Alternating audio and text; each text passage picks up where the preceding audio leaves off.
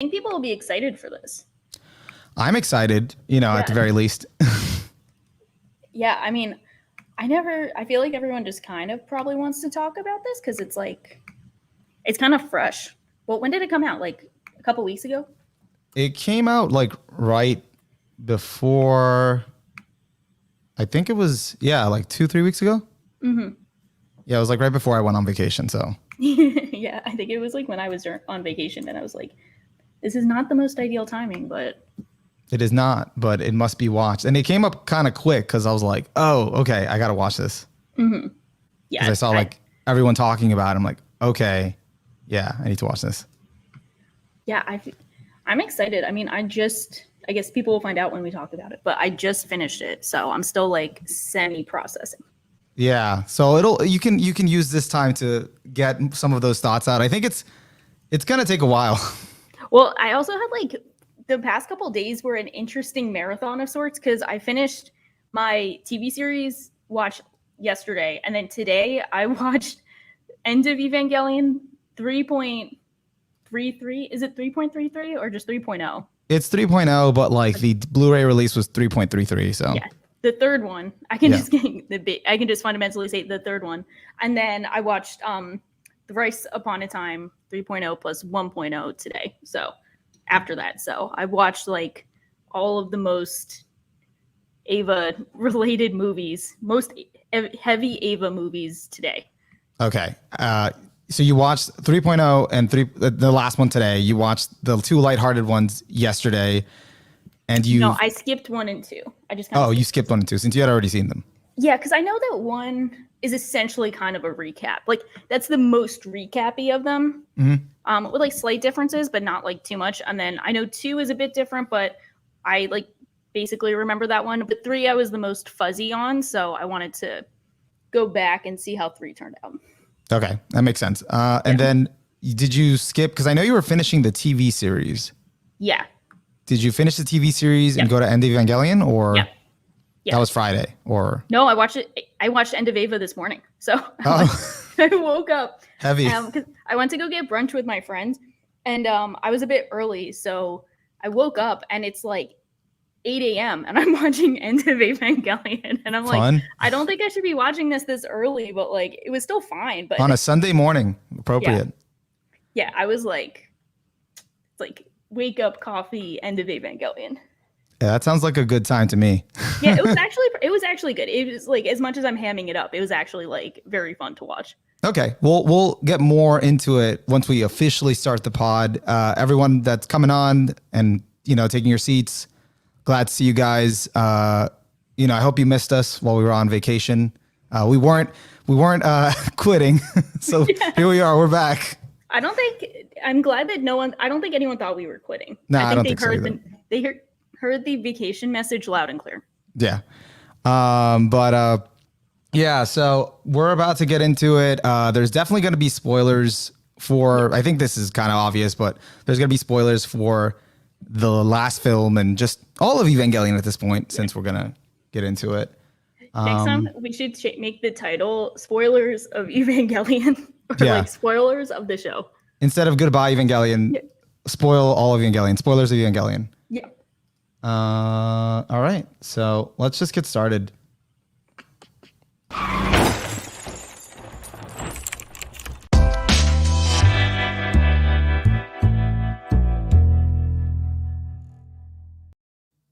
Hello, and welcome to the Just Weebs podcast. We are back, and today we're going to talk about the ending of one of the most influential anime in history. Those that may disagree cannot argue its impact on all of anime for the past 26 years, 24, 26. And it just freshly all came to an end right before we just went on vacation. So we had to haul ass and go watch it. And it was kind of brewing in my mind for the past 2 weeks. I've had different conversations. I actually did a video on it in between with my like initial thoughts. Shaw, you went and rewatched the whole series to prepare for it, right? Yeah, so I rewatched as soon as I moved, because that's why I have an interesting background behind me. I just moved right when the film came out, so I put off watching it for a while. And then I rewatched the TV series. I think it's been about 5 or 6 years. So I had a lot to re-experience. When I first moved, it's kind of cool because I'm surrounded by boxes. And in the first couple episodes, Shinji just moved. So I was like, this is the mood. This is the vibes. This is the emotional tone. And it felt like really cool to rewatch it. I finished the TV series yesterday. Then I woke up, watched the end of Evangelion, got breakfast. Then I rewatched. I've seen the rebuilds.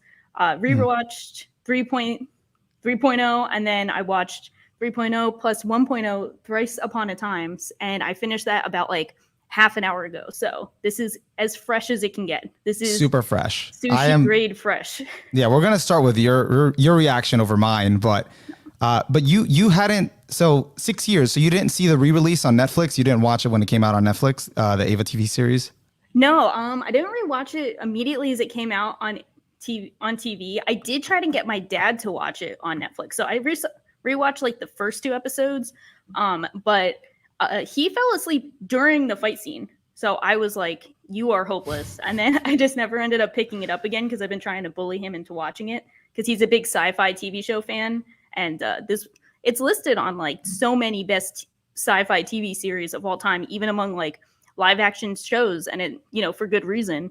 So it really does stand out, and my bullying was not as effective as I thought it was. So one day. Yeah, well, maybe he'll get to it one day now that you can confidently say, hey, it's all over now. So you can just watch it all of its incarnations. But and actually, how do you feel about the fact that it came out all on Netflix, redubbed, that whole thing, and the final films didn't even come out on Netflix? Like, it was just, they were building up to it. And I think they probably would have gotten it if it wasn't for COVID and like the delay. Possibly. But yeah, like it just didn't. Now you just have to watch it on Netflix and then just go to Prime to watch the rest. Which I did do. That was interesting because Prime is like, I'm not going to mince words. It's very bad with subtitles because they kind of have a delay. So like the characters will start speaking and they won't show the subtitles almost until they're like halfway through. So you're kind of playing catch up every time the characters are talking and speaking. Yeah, I noticed that. There's like a slight delay, right?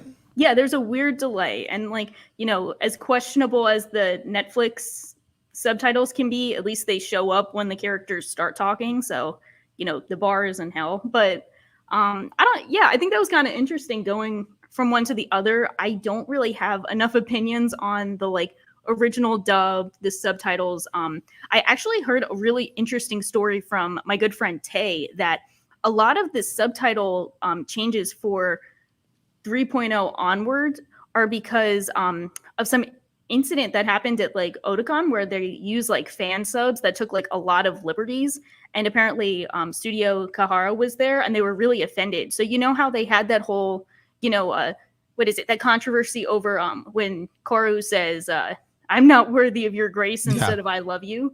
Yeah, that one. Well, and everyone's like, okay, well, this is a more literal translation, even though it kind of like misses the connotation. I think based on what Tay said, this might be wrong, but this is what Tay said. So I'm just going to, he generally has really good like Ava knowledge. So I trust him. Apparently a lot of the like, literal subtitles come from that Otakon panel where they were offended by the liberties taken by the fan subs. So they would not let people sub it unless they were like super literal, even if they had to make like grammatical errors. They're like, no, you got to do this. We don't trust you guys to take the liberties to localize it. Like, no dice. So I just learned that the other week during Replay Values Jeopardy. So, I mean, that was an interesting spin on it, but I definitely understand why people don't want to watch the Netflix version, but I had a good time with it. I mean, they had it sub too, so you could watch it in sub. I rewatched it in both. So yeah. Do you like the dub? That's the Netflix one? Well, both dubs. I'm assuming you've seen the original dub. I grew up with the original dub. I actually first watched it subtitled when I was really young, and then I rewatched it dubbed, and then I just got more accustomed to just like that stayed more in my mind, the dub, and then eventually I switched back to the sub later on, and so I'm familiar with both. So which do you prefer, and do you consider the dub like an acceptable alternative? I always thought the dub was pretty acceptable until I got older, and like people pointed out how hammy the original ADV dub was, and I started noticing that because I I was watching the Netflix one and doing a side by side comparison to the ADV dub when it came out, the Netflix one, and like I'm like, okay, I can see why, but I can see how it's a little dated, but it's charming in a way. But like, so for this movie, considering most of the English voice actors were back, I watched it subbed first, and then afterward, I'm like, okay, let me watch the dub just to see if I get some nostalgia and kind of, bring it full circle. And I was watching it earlier in dub, and I got through like 40 minutes, and then I just had to switch it back to sub because there was some delivery that was like really weird and took me out of it. And I didn't want it to. I was like trying to check myself that I wasn't just being like, snobby about it. Like I was like listening for it. I switched it to Japanese and I would compare that delivery of the line. I'm like, this is taking me out of place. And it was like, this is taking me out of it. So I just switched back. So if you could rank them, I'm guessing, would it be like sub, original dub, new dub, or a different order? Are we including the Netflix one?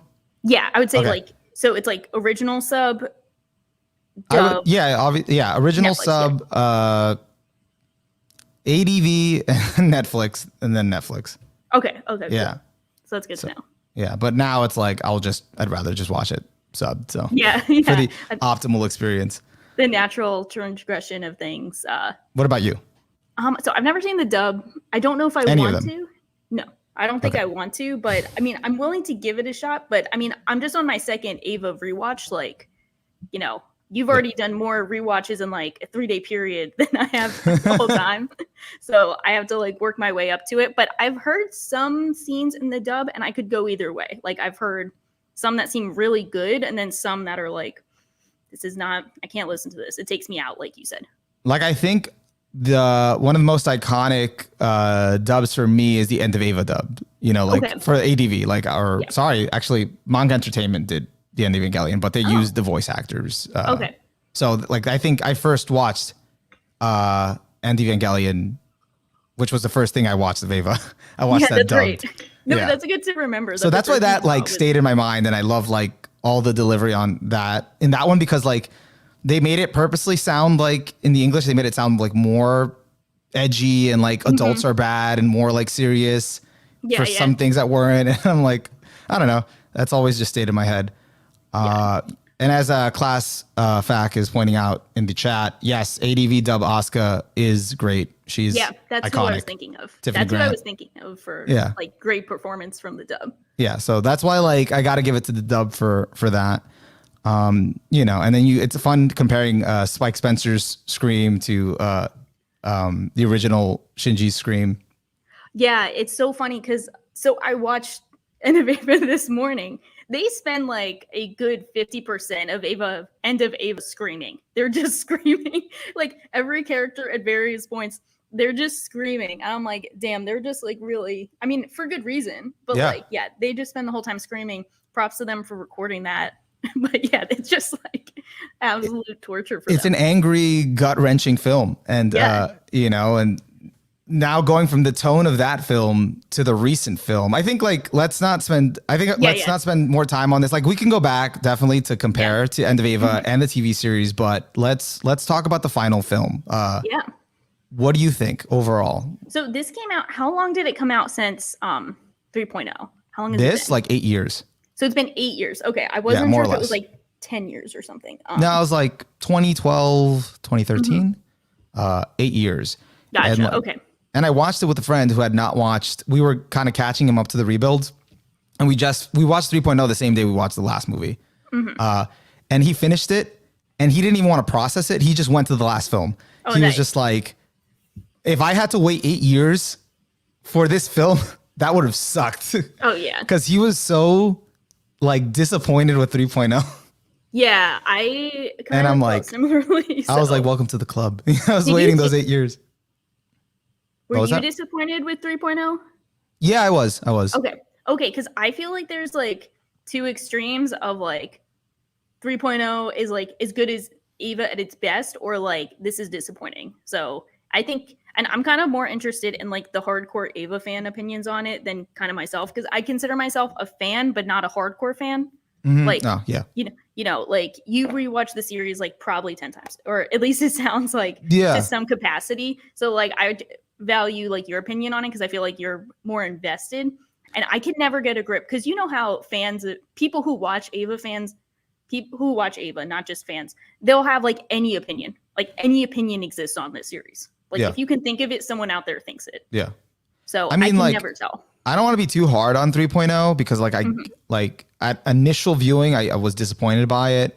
I've had 8 years to think about it. Yeah. So I've occasionally come back to it and I get what it was doing. I understand the message and context, how it led into this one, why it's important and all that stuff. So it's like, the existence of this last film definitely justifies 3.0 and I understand it. But like just at the time it was disappointing, but yeah, definitely.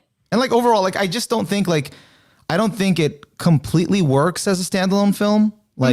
Like it's more of like it has to tie into what came before and what's coming after. It's like kind of like the setup, like the set piece that for the last film.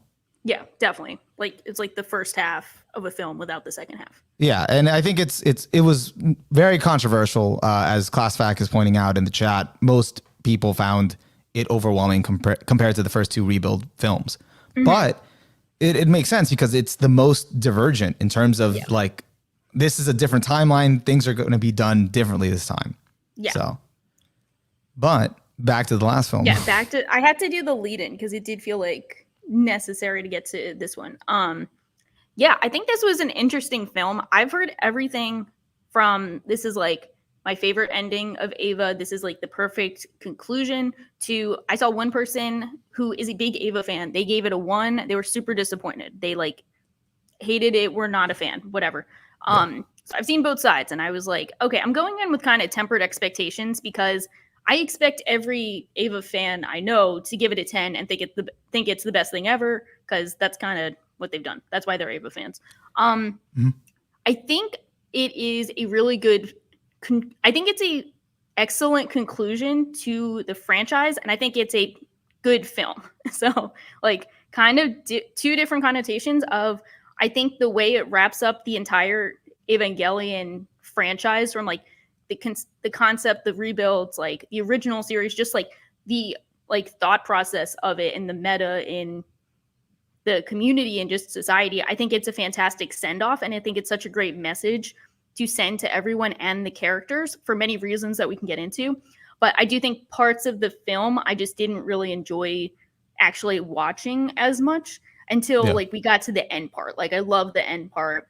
I think that was fantastic. So I just noticed that we still have the pre-show thing on. Let me turn that off. Oh yeah. Oh, it's not the pre-show anymore. We're talking, and anyone in the chat that does have any questions or anything particular you want us to focus on, feel free to chime in. But no, that's also why I did a video on it because it was like I had so many feelings. I didn't know how how to feel after I finished watching it. Like I felt like how you're describing. Like I liked parts of it. I liked certain things. I had issues with the ending. And I had thoughts. So like all of that together, and that's why I did a video because I wanted to see like, what other people thought. Like, and I saw comments, people saying like 1 out of 10 or like super disappointed. Really? So you have seen the 1 out of 10s. It's not just one person. Yeah, or other people saying like perfect, awesome closure, or great movie, caveat or asterisk, like except for these things. Yeah. So. And I kind of made my peace with it, like with what I thought about it. I did not give it a 10. What did you give it? I gave it like a 9, but sometimes I'm between like somewhere in the range of 8 to 9. So it's like, I liked it. I thought it was really good. I don't like it as much as End of Evangelion. Yeah. But I don't think it was trying to top End of Evangelion. For one. There were homages to End of Evangelion with like a lot of the imagery, and there are definitely like some similarities that I did appreciate. But that's the part I loved. Yeah. Yeah. But then it is trying to do its own thing. So I think I definitely agree. I was thinking an 8 too, because I do like a lot of it, but I do think there are other parts that I did not like that did actually highlight aspects of the series that I realized I appreciated in retrospect. So it was kind of an illuminating experience. Good way to put it. I feel like what's pushing it for like to a 9 for me is really that ending, like that last 30 minutes. But then like I have to tell myself like I'm looking at this as a whole, because even I was hesitant to want to rewatch it, and I'm like, that's not a good sign. You know, like I want to rewatch the last 30 minutes, but I don't want to watch the whole film.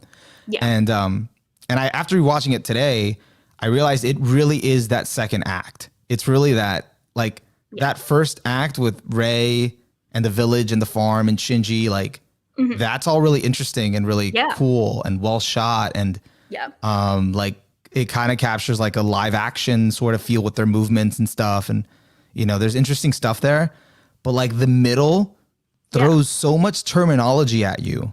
Yeah, I think in the last fucking movie. Like I got to the point you see Gendo is just like he's just like dead ass making up words. Like he's just making up shit. Like he is on his chuny bullshit. Maybe that's also kind of the point. He's just making up shit. Like we got this spear of whatever, like going off. And I'm like, dude, this is not Fate. Like you can't just be making up magic terms and be like, oh yeah, I understand. But I mean, that was something that I kind of realized in the original that was kind of tough to like keep up with, is a lot of the like world building they kind of just throw at you. And but they do it over the course of a TV series where you can like pick up on some things and let them like ruminate and you get used to the terminology. This one, like we just had some sessions where they're just like, yeah, we got the spear of this. We're in the gate of this. We're in the like plant. And we're like, bro, we don't know. And I knew some of those terms, like some, and then some were just so new that I'd like never heard before that I was like, this is the last movie. Like I was already disappointed in my mind because I'm like, they're not going to explain this. So, you know, I'm like, and I could see it. I could argue, I could see that, okay, maybe this is meant to like, because I feel like he did this with the original TV series. This is meant to be more of like a distraction. It's all noise. It's all adding to this whole thing of escapism, fantasy, reality.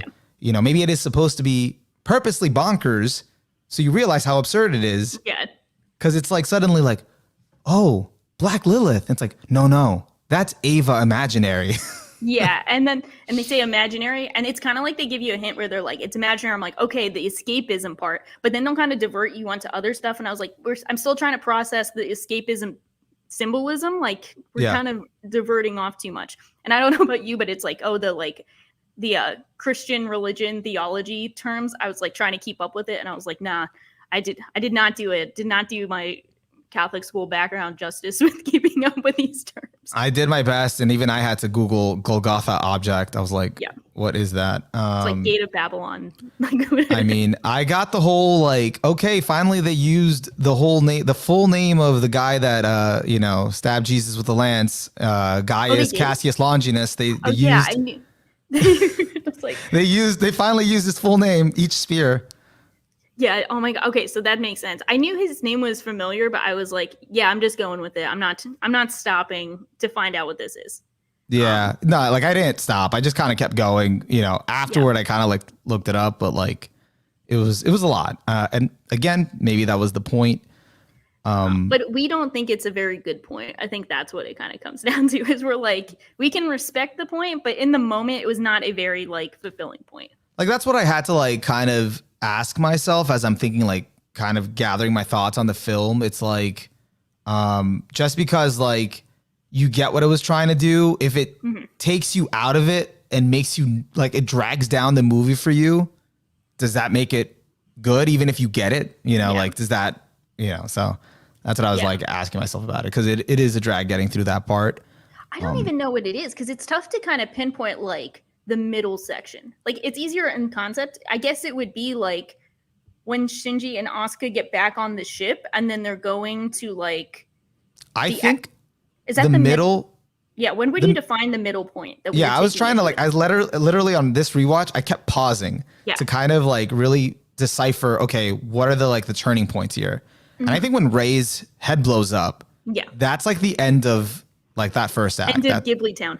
Yeah. As someone in chat called Ghibli Town is great. Yeah. That's like when it starts to, okay, the tone is going to change and we're going to start like, Shinji's like, okay, I got to do something. I'm moving forward.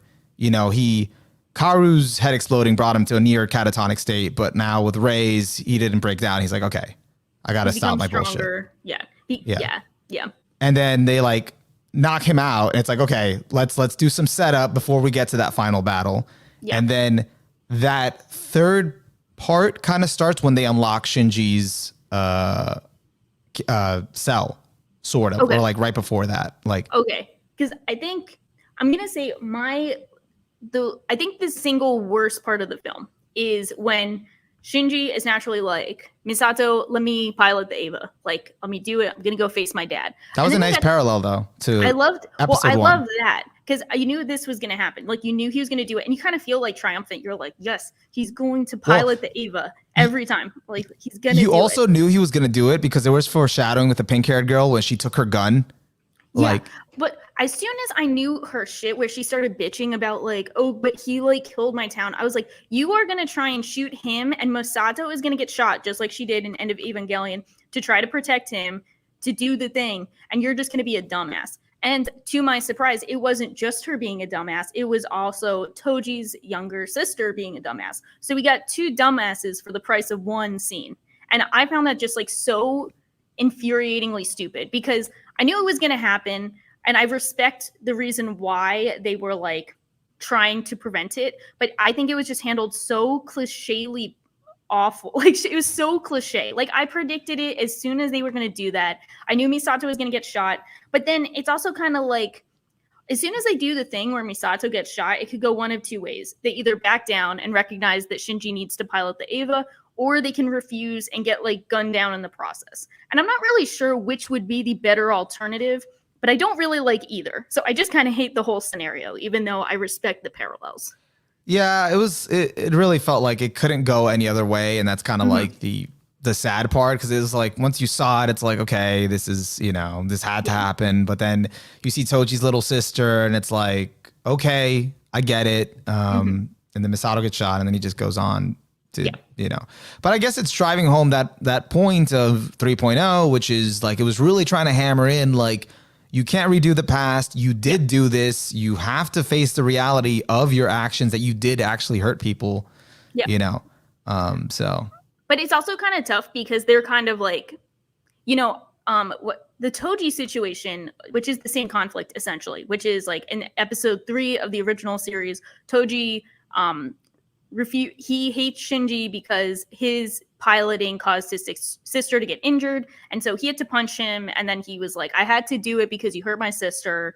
And then he realizes the horror that he goes through firsthand, and then he's kind of like, okay, I understand that like you hate doing this, you're risking your life to try and save us, even though there's casualties or injuries in the process, it kind of needs to happen. And that was handled really well. This is kind of stupid because they're having the same thought process, but they're manning the ship where the exact same thing is happening. So like they're in the weeds and they understand what's at stake and what it's like to be pilots who are, in the mix of things. And they've had so much time to kind of process what happened. And they're also at like endgame where it's like you either die or Shinji pilots. There's no choice. Yeah. So that's why it's kind of like the same thing is handled poorly, but it's trying to harken back to the same theme, which is why I'm like, okay, this is just like, I've seen this better in the same franchise, like 20 years ago. Yeah. And it's just this one scene. I'm not saying that's like the whole series, but that one scene stood out to me of like, okay, I'm rolling my eyes at how cliche this is. Yeah, no, I get it. And that's why like she also, Sakura, her name, she throws in that line of, she not only like hurt us, Shinji's also hurting himself by piloting the Eva. Like she gets that he's, bringing misfortune upon himself, but he keeps going back and doing the same thing. And the whole theme of this one was everyone has moved forward, has been able to try to like, okay, the end of the world happened, but we've been able to kind of keep going. And Shinji's like the only one stuck in the past. And he keeps going back and revisiting the same wound. And everyone tells him like, hey, you're hurting yourself. Yeah. And he keeps doing it. But I do want to point out in the chat, Weirdy8 says, Ember talked about it on his rewatch, but 3.0 plus 1.0 makes 3.0 worse because realistically, neither impact was Shinji's fault. Yeah, I mean, I do think that's kind of true to an extent where like, everyone is kind of blaming Shinji for the impact happening, which was like not his intention, nor would he know that would happen. And I understand a bit more of the, I understand a bit more of like Asuka's point of view of like, I resent you because you couldn't make a decision. And that led to like bad stuff happening, but a lot of the like adults kind of being like, damn, Shinji piloting the Eva messed us up. It's kind of like, that's such a child perspective that you expect the children to have. Like Toji, back when that happened, like he's a 14-year-old kid who's the same age. Like he's not able to process the whole like greater good of these actions. But then you have all of these adults are like, this is the one, this kid. Meanwhile, they're helping other Eva pilots go do things. So it's a bit of a mismatch for me. That's not super effective, but I wouldn't say it like makes 3.0 worse, I guess. It's just kind of like an element I'm not fond of. I mean, I get it. I don't think it makes 3.0 worse because like to some level, it's like Shinji's fault, but it's not like it because it's his fault in terms of like the message that the movie's trying to deliver, which is like you keep running away or you keep trying to do the same things. And it's also factoring in now with this film, it confirmed that, you know, this is canonical with the previous timelines and Shinji in other lifetimes keeps making the same mistakes and the same choices. So it's kind of in a way like trying to take that into account. I think, but I could see how like it is kind of stupid for the adults to just put it all on him and then just put a choker around his neck and like, all right, we're gonna explode your neck, you know. If you just step out of line, you start piloting an Ava, you know, get too cocky. And also, Class Fact said, I found it funnier that they shoved, he's talking about Sakura here, her ass in the camera after she shot her. Yes, I was actually laughing too. I'm like, why this angle? They had some weird angles at like weird times that were like, what are we doing? Like, that's kind of weird. Like some weird shots just like for seemingly no greater purpose that I was like, okay. And that was one of them where it's like, okay. Yeah, I was like, let's just keep it moving here. Nothing to see. Can't go back.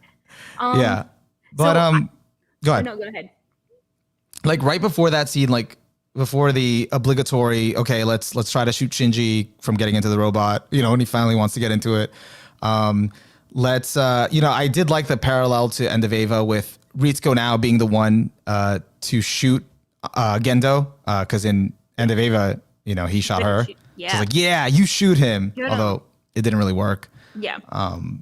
And I loved the confrontation finally between Shinji and Gendo. I didn't think we were going to get that. That was a nice surprise. That was so cool. That was when, okay, this sounds bad. That was when the movie really started for me. Like, that's when that's when I was like, okay, this is why we're here. Ghibli Town didn't do it for you? Ghibli Town was why we were like here. And then we, you know, let's just say we took a long intermission in the middle and then we were back. We were back with the, once they started facing off, I'm like, okay, this is why we're here. It is like, it's game time. And I love how they fought in like every setting that the film has had.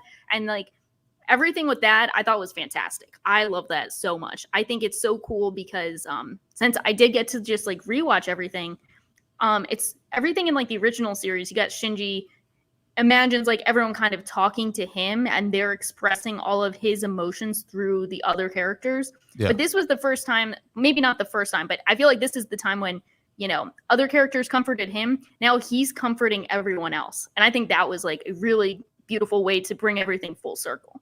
Yeah.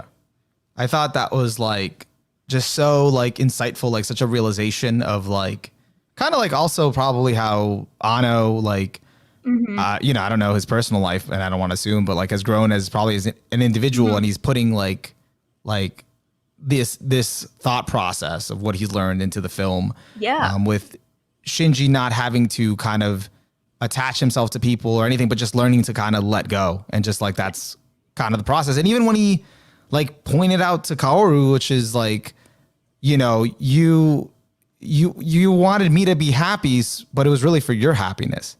Yeah.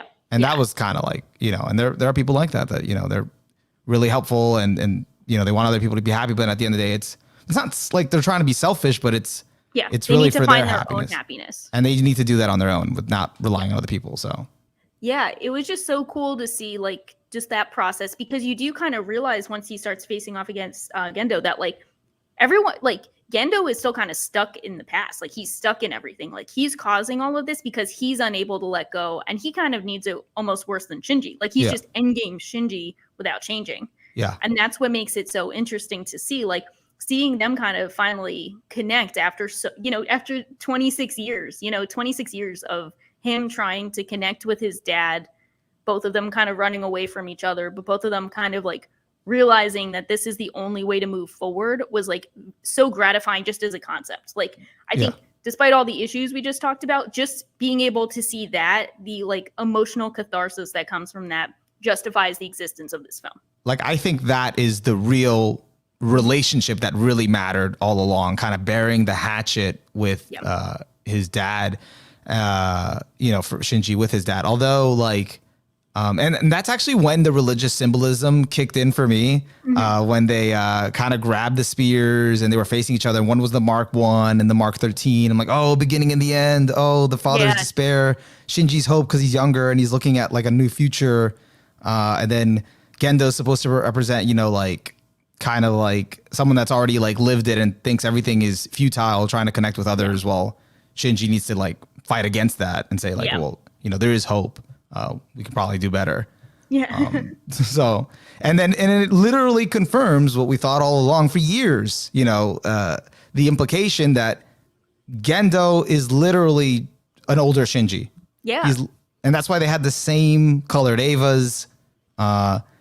The train scene was fantastic. This train scene was so awesome to see. Just like now Gendo was getting the fucking psychoanalysis. He got trained. He got the trains. Like, he was in the seat and Shinji was in the spot talking to him. And I was like, look at how much our boy has grown. I'm so proud of him. Yeah, that was unexpected. And I really enjoyed that. But I lost my train of thought. Lost your train? Yes, there you go. Great pun. The train has left the station. But the thing with Gendo, I think, so that whole exchange was good. And actually, while they were, the other thing was getting his backstory. We never got any of his. We never got it. Like, you could kind of presume it, but hearing it in real time was awesome. Like, hearing that was like, this is great to hear. Yeah. And even in the scene at some points when Gendo was talking, like, it felt like very personal. It felt like, I don't know, I felt like Anno was kind of talking through Gendo as a mouthpiece, just because I watched an older documentary with Anno, how he talked about his relationship with his father. And that's like, they never had a really good relationship. And it kind of like, there was like one scene in one of the drawings where there was like an older man with like a tank top or like a wife beater, and he was like sitting at the table and he looked disgruntled. And I'm like, okay, I feel like this is like Anno like revisiting that relationship with his dad and trying to like kind of like using that as a parallel to himself to find closure with both. Yeah, so. I mean, I think that's a good assumption to make. Like, definitely to see, like, I feel like it could almost be like, it's like he was kind of like trying to get a message. Like, I feel like the original series, maybe, tell me if I'm wrong, it's like him as a kid trying to find closure, and now it's like trying to give his dad closure.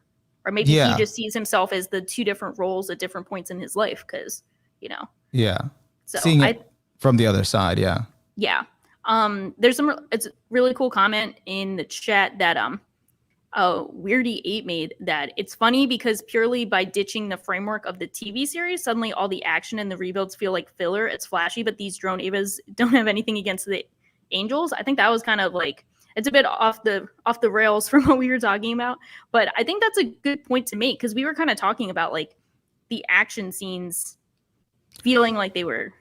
So I was gonna bring this up at some point, but you know what? Let's get into it now. I did not care for the action scenes, and I was kind of agree. With the caveat that I liked the Asuka and Mari scene. I like that one. The team up where team up. Yeah. I didn't love it, but I did like that one. But why did you not like the action scenes? Because I have a thought too, but I want to see if we agree. Like, I was just analyzing more about it this time. Like, I was analyzing as I was watching it on my rewatch, and a lot of it did happen in the middle section, but I wasn't even fully invested in the opening action scene with Mari, and it just like, I don't know. And it could be because in the first one that it is Mari and she's kind of an enigma. So I don't really feel much of a connection to her, kind of like that could have been part of it. But a lot of it has to do with the 3D, which was a lot in this one. And it didn't look nice at all. The amount of Avas there were, or Ava drones or things that they were fighting, that it kind of like took any sense of like stakes, you know, because I kept comparing it, you know what, to the Asuka fight in Evangelion, which had so much weight to it. Like, and you were kind of like in the movement and in her character that you were kind of invested in, and you were there was a sense of like, there was an ominous, like you kind of felt like anything could go wrong at any point. And then I don't know, it played more with your emotions, whereas here it was just kind of easy to kind of just check out and just get distracted by everything kind of going on. Like it was overload. I agree. I think you kind of nailed it. But something that I realized on this rewatch is I don't like these over the top fight scenes, because what I loved so much about the original series and Ava and the Asuka versus the Ava Rebuild, what are they called? Ava series and like End of Evangelion.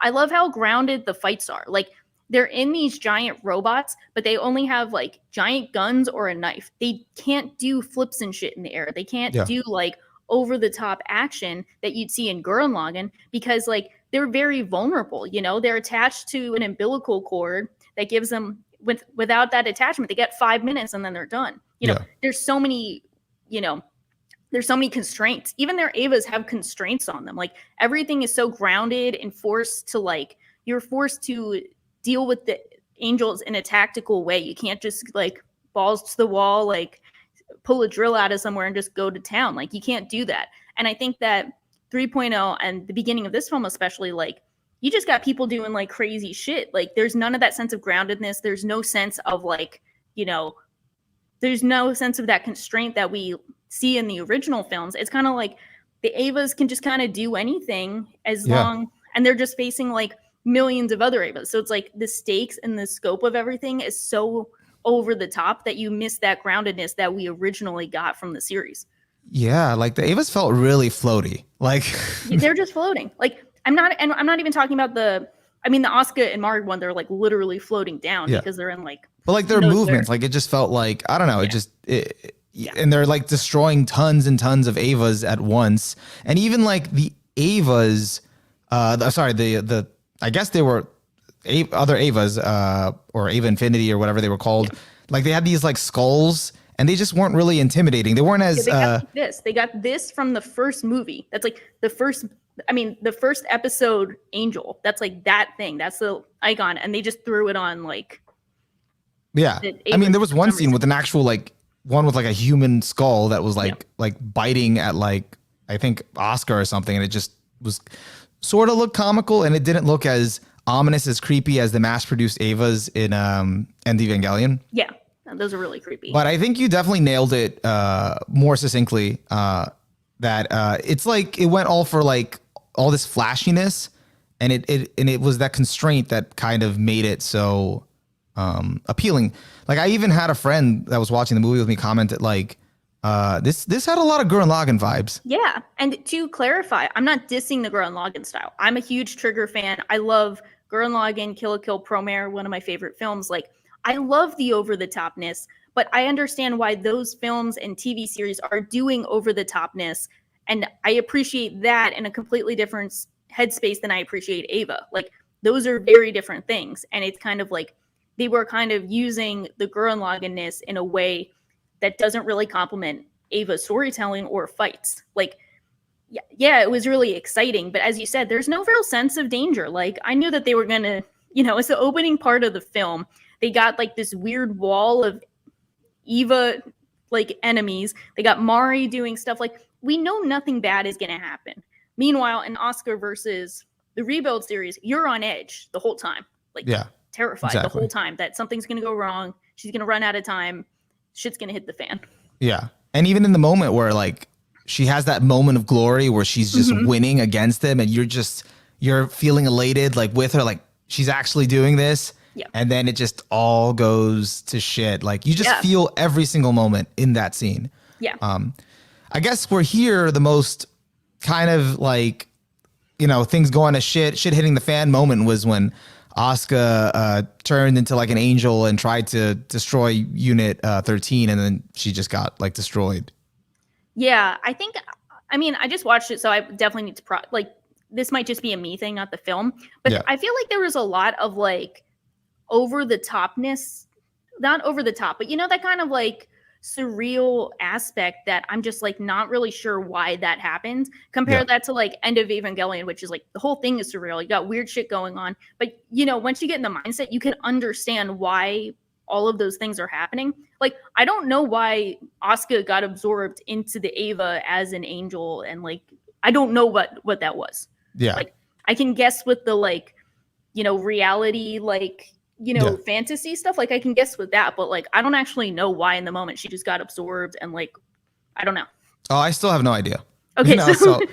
I can make assumptions. I even said at one point in my video on it, because again, it was just initial thoughts. I was like, and don't ask me about the Asuka clone thing because I have no idea.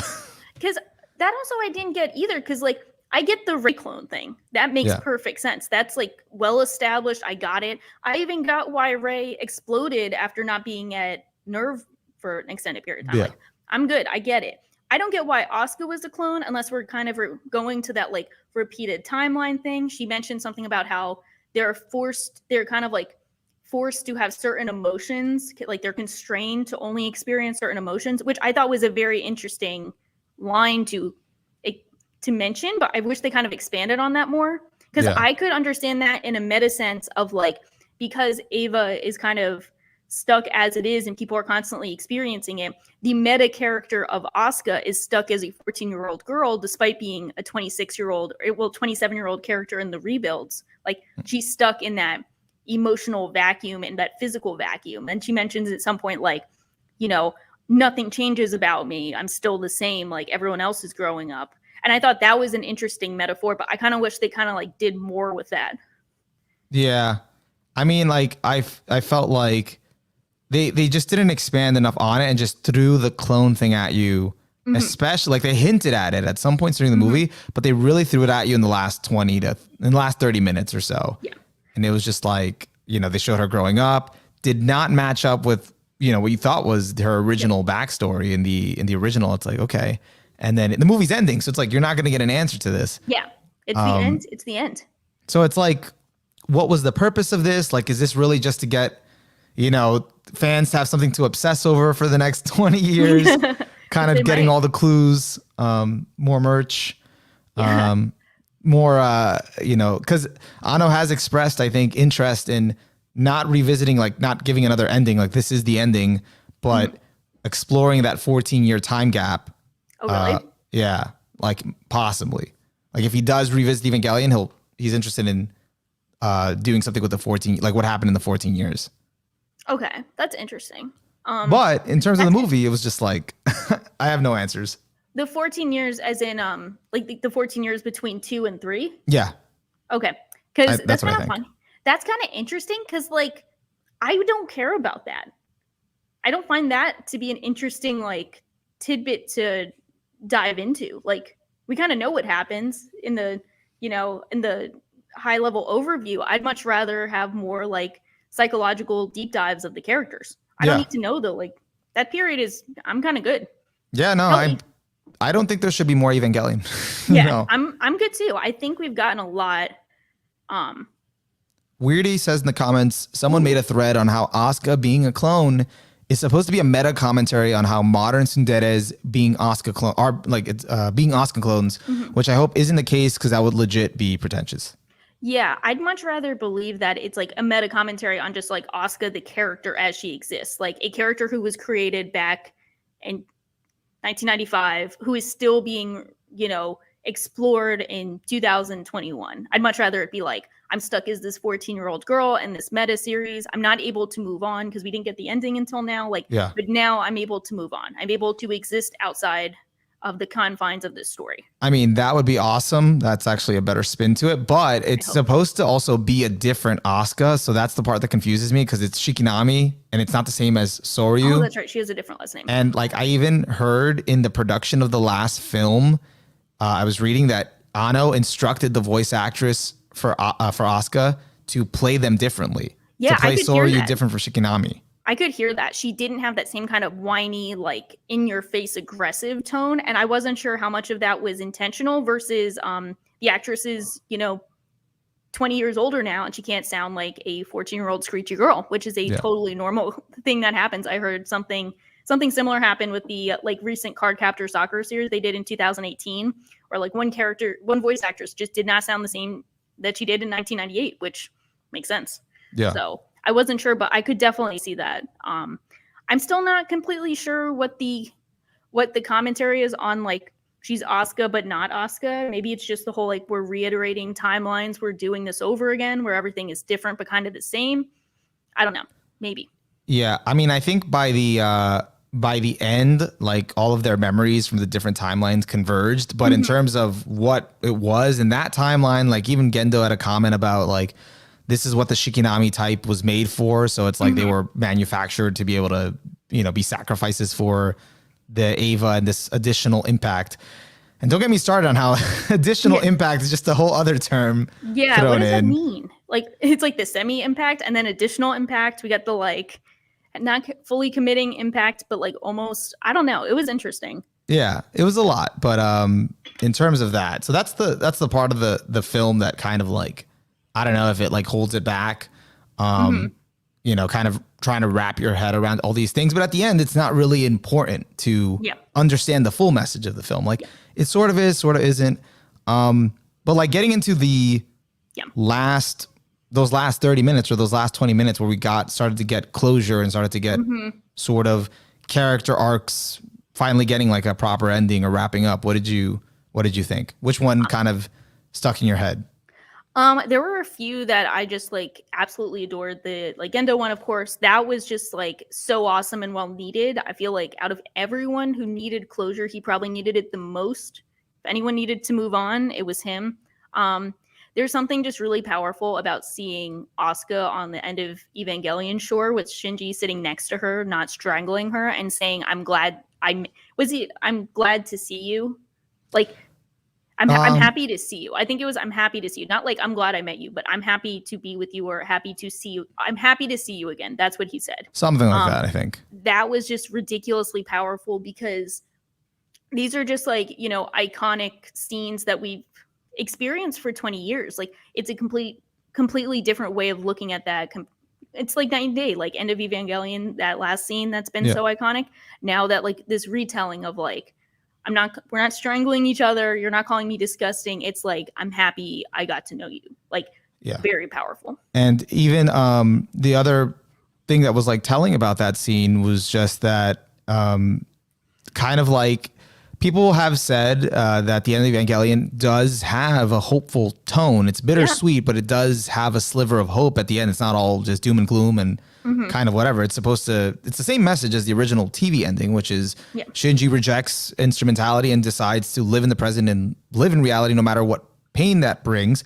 But the end of Evangelion also implies that, okay, he's back and here's Asuka. And then the first thing he does is strangle her. And then she caresses his cheek. And it's like symbolic of like, it's a cyclical thing. So even if you choose to live in reality, there's a potential that we'll go back to doing the same things, which is hurting each other.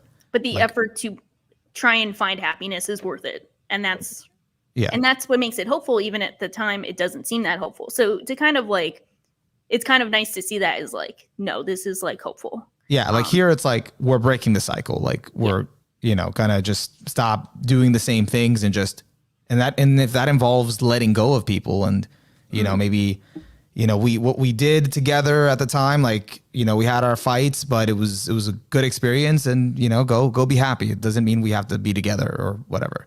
Yeah. And also my theory is that Asuka on the beach, I don't know if you got this impression, is an older Asuka. Yeah. I think it is literally the 28-year-old Asuka. Oh, you think that's supposed to be the older Asuka, not that's what I thought. I could definitely see that. At first, I didn't think that, but like with the art style change and like looking at it more, like her clothes, like the leather, like it's ripped and it's like really tight on her, and it's like, and her facial features, like in comparison to Shinji, he kind of looks the same, while her face looks like a little pointier and like different, more defined. Yeah, more defined. So I was like, oh, like, and the fact that she woke up, I'm like, well, maybe she's free from the curse and she's actually older now.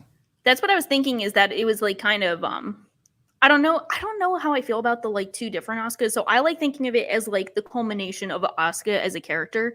I like the idea that she was kind of trapped in that moment and she couldn't move on from it, and because of that, she's finally able to move on.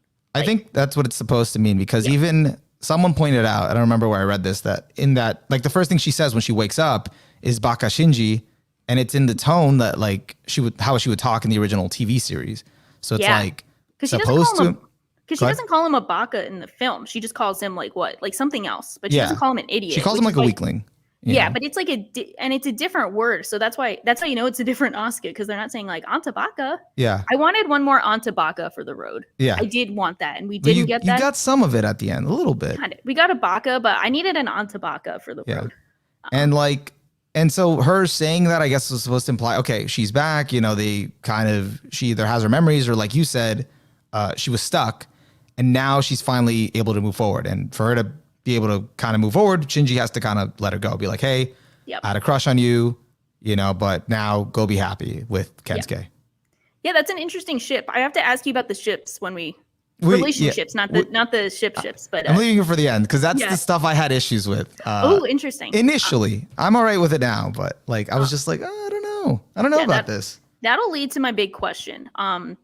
Then the Rey one, I have to say, if there's any character I feel a lot more positive over because of the Rebuild series, it is Rey. I think Rey is the shining star of the Rebuilds. I think every other character is either like around the same level of appreciation or slightly worse, unfortunately, just, runtime limitations of everything. But Rey, I think, is the star. I think she gets the best character work across all 4 series. I think it really puts into perspective what her character is, and because she's very misunderstood, probably the most misunderstood from the original series. Even for me, like, I even misunderstood her a lot. So I think they did the best with her. So there's just something like fantastic about seeing like Shinji kind of like setting her free, and she's like the personification of escapism. She's, held back by escapism more than anyone, because Gendo sucks, but like, she's it. So it's kind of like Shinji letting her be free and move on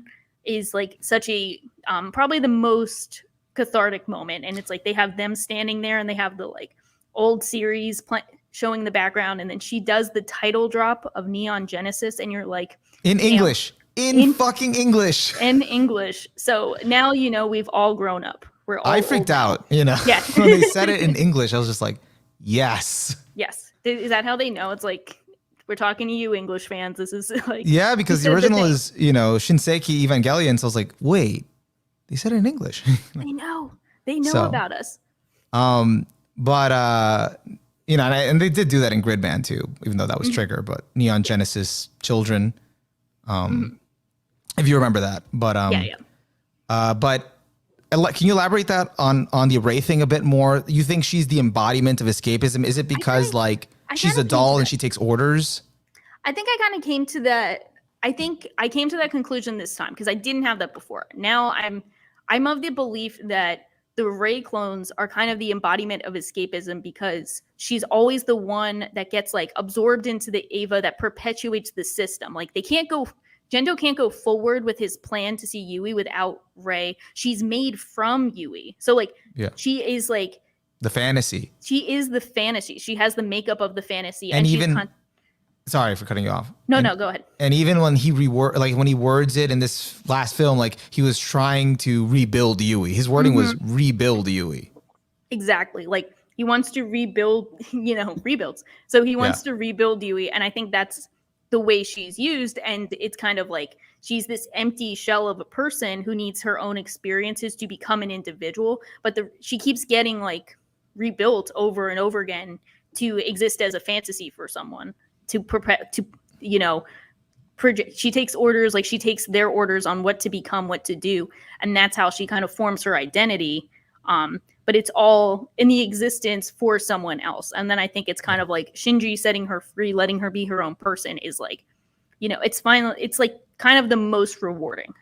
Yeah. And even when Gendo has the realization that this whole time You know, the reality was his son was always there. And when he finally looks at his son, he sees Yui was there like the whole time. And it's like, how did you not see that this till now? Yeah. But it's because he was purposely turning away and being obsessed with rebuilding his long dead wife. And the whole thing is about obsession, being obsessed and letting your obsessions take over, you know, wanting to actually face yourself in reality. Which is cool. Did you have any idea why she was holding the little baby doll, or you think that's a representation of what we just talked about? I don't know. I forgot what she was holding. I think her hair is long because, you know, she's been in that Ava for like 14 years. I think that's what that was supposed to represent. Not sure about the doll, if that's just supposed to be maybe her, like she's just the ripped up, torn apart doll because she's constantly referred to that. You know, we're on like how many Rays now who've been like sacrificed who have sacrificed themselves for people, but like have been hurt in the process. I don't know. I'm not really sure about that one, but I at least got the hair one. That's as far as I went. I was like, oh, I love her hair. She looks so stylish. But no, it looked great. And, you know, him letting her go and then all the scenes just playing, you know, on there confirmed all the timelines pretty much. It's just like, so good. It's so good to see. That was just so amazing to see. And I do love, you know, we mentioned the Ghibli Town, but since we're just talking about Ray, big shout out to the Ghibli Town, which was pretty much the like Ray learning what life means are. You know, this is like we're on like the like 50th Ray clone now, and they're learning about society and like everything. And I thought that was really cool to see. Well, and actually, I paid attention to it a little more this time as to what she was like learning each time. Like she learned how to say good morning, how to say thank you, how to say goodbye. And it's like, it all felt like it came back at the end, that it was just, you know, good morning, thank you, and goodbye, like Evangelion, you know, just sort of, because that Ray, like contrasted to Shinji, who didn't really want to live anymore or do anything, that Ray, who was a doll and had no meaning to her existence, learned in the simple things to enjoy life, like learn to love life, and she wanted to keep living. Yeah. And it's all in those like simple words. Like I even paused on when they were like talking about like, oh, you know, she was asking like, what does goodbye mean? And then there was, I think Hikari responded, the class rep responded, you know, it just means that you hope, like you're saying bye to someone, and, or you hope to see each other again. You know what? It was kind of funny with that because they were using sayonara, and that's normally, I mean, to me, that's the death flag. Like whenever you hear someone say sayonara and not jana, which is see you later, it's like whenever they say goodbye, I'm like, they're dying. This is the end. It's so funny when they said that, where it's like, what does goodbye mean? It's like you say it in hopes to see someone again. And like naturally, I'm sure that's like actually it. But in my head, I'm just like, no, that's the death flag word. Yeah. You know, if we're gonna see them again, they say jana. Like, yeah. I mean, I actually looked it up, and I know it's using the Japanese, so it's not literally using goodbye, but I just looked it up because I was just got curious. I'm like, is that where goodbye came from? Like, is there a bad bye? Like if you just say goodbye, you're saying, hey, I hope to see you again. And if it's just a bad bye, it's like, well, F you, you know, I hope that things go wrong for you. So I looked it up and I was like, oh, goodbye is a contraction from the 16th century of like, God be with you. Oh, interesting. And they used to say that. And then that eventually, God was replaced with good, and it was like, God be with ye. So it was abbreviated. God be with yay. God be with yay. Yeah. And then it was abbreviated to BYE, bye. And then God became good because of like phrases like good morning, good day. So I was like, oh, that's interesting. But that stuck in my head until like the ending, where it was like literally like moving on and kind of learning to appreciate like the little things, and like Ray learned to appreciate like life. Yeah. This is a great comment that might answer our question on the doll. The baby is apparently supposed to represent Toji's kid and how she wants to have her own kids. That makes sense, because like, that makes sense. She was staring at the baby. She was asking her like, what does that mean? Like, why is there a baby and stuff like that? Baby? Yeah. Okay, that's an interesting take. Weirdy also said, I guess we'll get into this, but my problem with Kensuke is that the only piece of character writing that builds up to him being a Chad is episode 4, which is the one episode Anno had zero hand in making. I mean, that was an interesting one. I guess this is a good lead into the ship talk.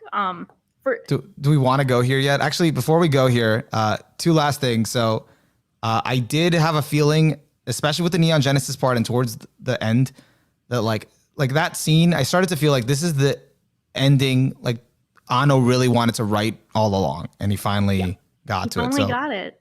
I enjoyed that. And the second thing that I don't get is the whole rapport between Kaji and Kaoru.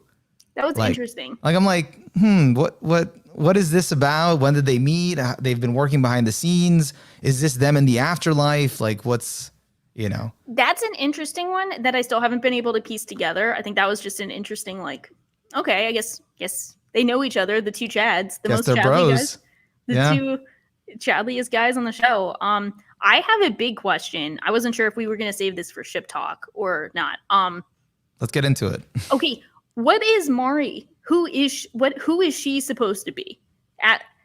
I still do not get it. I don't mind being the dum-dum for not getting it. But you are not a dum-dum. The chat is probably, there's probably someone here smarter than me that can elaborate better, but this is the part that bothered me with originally watching the film and finishing it and how it ended, because it was just like, I don't know.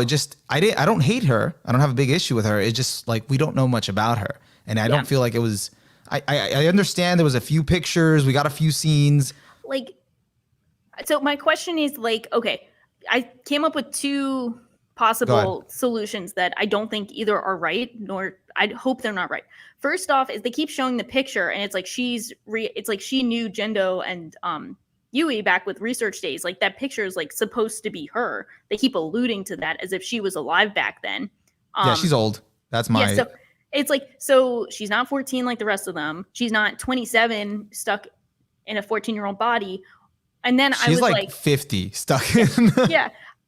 So my thought is like, okay, is she supposed to be the Yui to Shinji's Gendo? Like, is she supposed to be the one who's there, like rescuing him, who's inspiring him to live on outside of things? Is that who she's supposed to be? I think, well, the other thing is, I think she actually introduced Gendo to Yui. So, because there was a picture where she was pointing to Yui or kind of introducing Gendo to her. So so she's been around for a long time, but how, she ties in. Like my initial thought, was when I finished the movie was like, Anno, I think he just wrote his wife into this. Like she's supposed to represent his wife, but that would be a little too on the nose.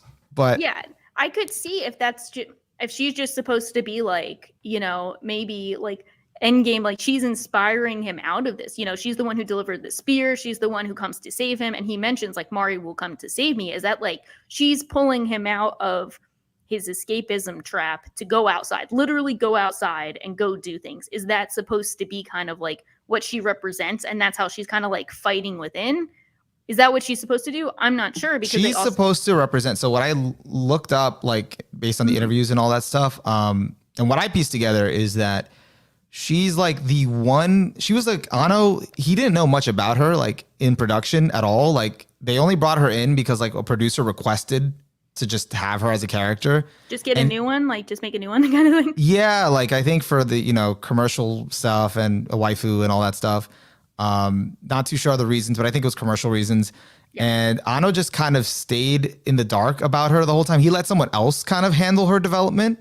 He just didn't really pay too much attention to it. But what one of the staff members said in hindsight after working on this fourth film was that all of the characters like Misato, Asuka, Rei, Shinji, Anno has said he has some sort of connection with, like he has some part of himself in them. And Mari, I think he purposely kept her like in the dark about her so she could be the one. Like the only thing he made clear from the beginning about her, besides not knowing anything about her, is he wants her to be the one that destroys Ava, quote unquote. Gotcha. So she's like the one character he kind of kept like open. So like she would be like an outside force as opposed to someone that came from within him. Yeah. Sort of. Okay.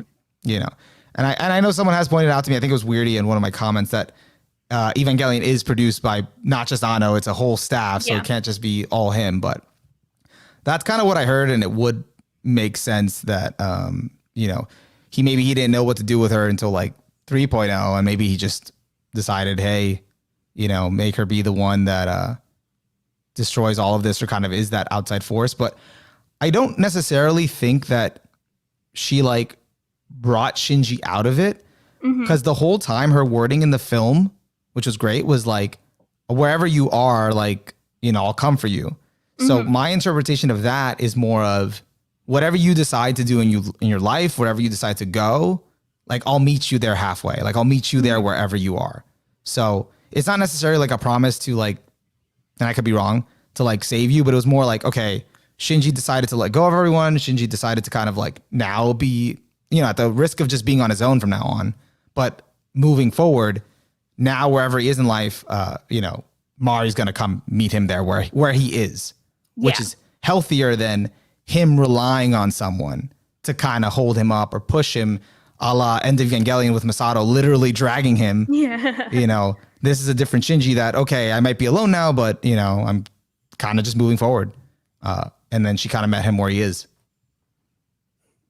Yeah, I mean, that makes sense. I think that's a good way of like phrasing it. I don't know if it makes me like her more because, like, as you said, like, I think she's like fine. I don't dislike her, but I just don't have a connection to her. Like, and maybe that's the point that she's supposed to, like, I won't call her, I worded it like this in my video. I said, like, she's like a blank slate. It's not like she's a blank slate, but in the sense that, like, Shinji doesn't really have a real history with her, no baggage. She's like the one character out of everyone that has like the least amount of baggage, like of anything. She's just kind of doing her own thing. And that could be because we don't know a lot about her. But at the end, it kind of leaves it open to like, okay, Shinji has decided to like move forward from Evangelion and all his past and all of that. So now it's like a new chapter. And she's like the perfect person to just kind of get to know and move forward with because she's not really held down by any of that. I like that. Sorry, go ahead. No, sorry. Sorry to interrupt. I like I like that we're kind of thinking of it as like, you know, if we're looking at it, it's just the last scene of him seeing everyone else across from the train tracks, like moving on, getting on with their lives. Maybe that represents his past and she represents his future, which is maybe why we don't know anything about her. Yeah. I mean, I feel like when Gendo got off the train, that was literally the past leaving the train.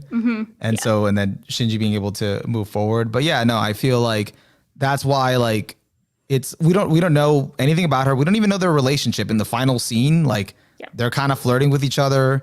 They go off holding hands. Did you see that? Shinji had some game. I didn't think I'd see the day. Never thought I'd see that. It was like, so what? Proud. He flirted? Like, okay. It's like, damn, go for it. Yeah, no. And some people have pointed out to me because I took it.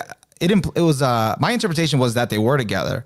Some people told me like, no, it doesn't mean that they're together. It could still be platonic. But I was like, I don't know. What are they doing? Come on. Yeah, like I think they're together. Like they wouldn't have that type of closeness if they weren't. But do you think she is that like 50-year-old person who like knew his dad when she was younger? Yeah, like that's the other weird implication where I'm like, she's like 50. Like, and I've seen that in another show and I didn't like that. Like I've seen a similar thing executed and I was not a fan. So like, I mean, I don't know if she's like confirmed to be that person, but like it's hinted at, and I'm not really sure like it's not confirmed, but I feel like she is because what's the other, you know, there's no other. Why else would they hinted at that? Yeah, there's no other explanation. So I'm just like, okay, whatever, you know, they're living a new life. He is, you know, older now, at least in the end scene. So I don't know if it was like they lived out like 14 years together and now he's older, or it was like an instant time jump. He's finally that age. Yeah. Or if it was an instant time jump where they went from the shore and now they're like just older and living out, you know, so, but I don't know. My interpretation is that, you know, they're together now and maybe they did live out for some time and now, you know, so, and if she's 50, you know what, whatever. Whatever makes him happy, I guess. Yeah. Weirdy has chimed in. I've seen people say Mari represents Moyoko, who's Anno's wife. Yeah. Others say she's a representation of an Eva fan. Based on age, it seems like she's Asuka's answer to he needs a mom, not a girlfriend, and she goes, mommy girlfriend. Interesting.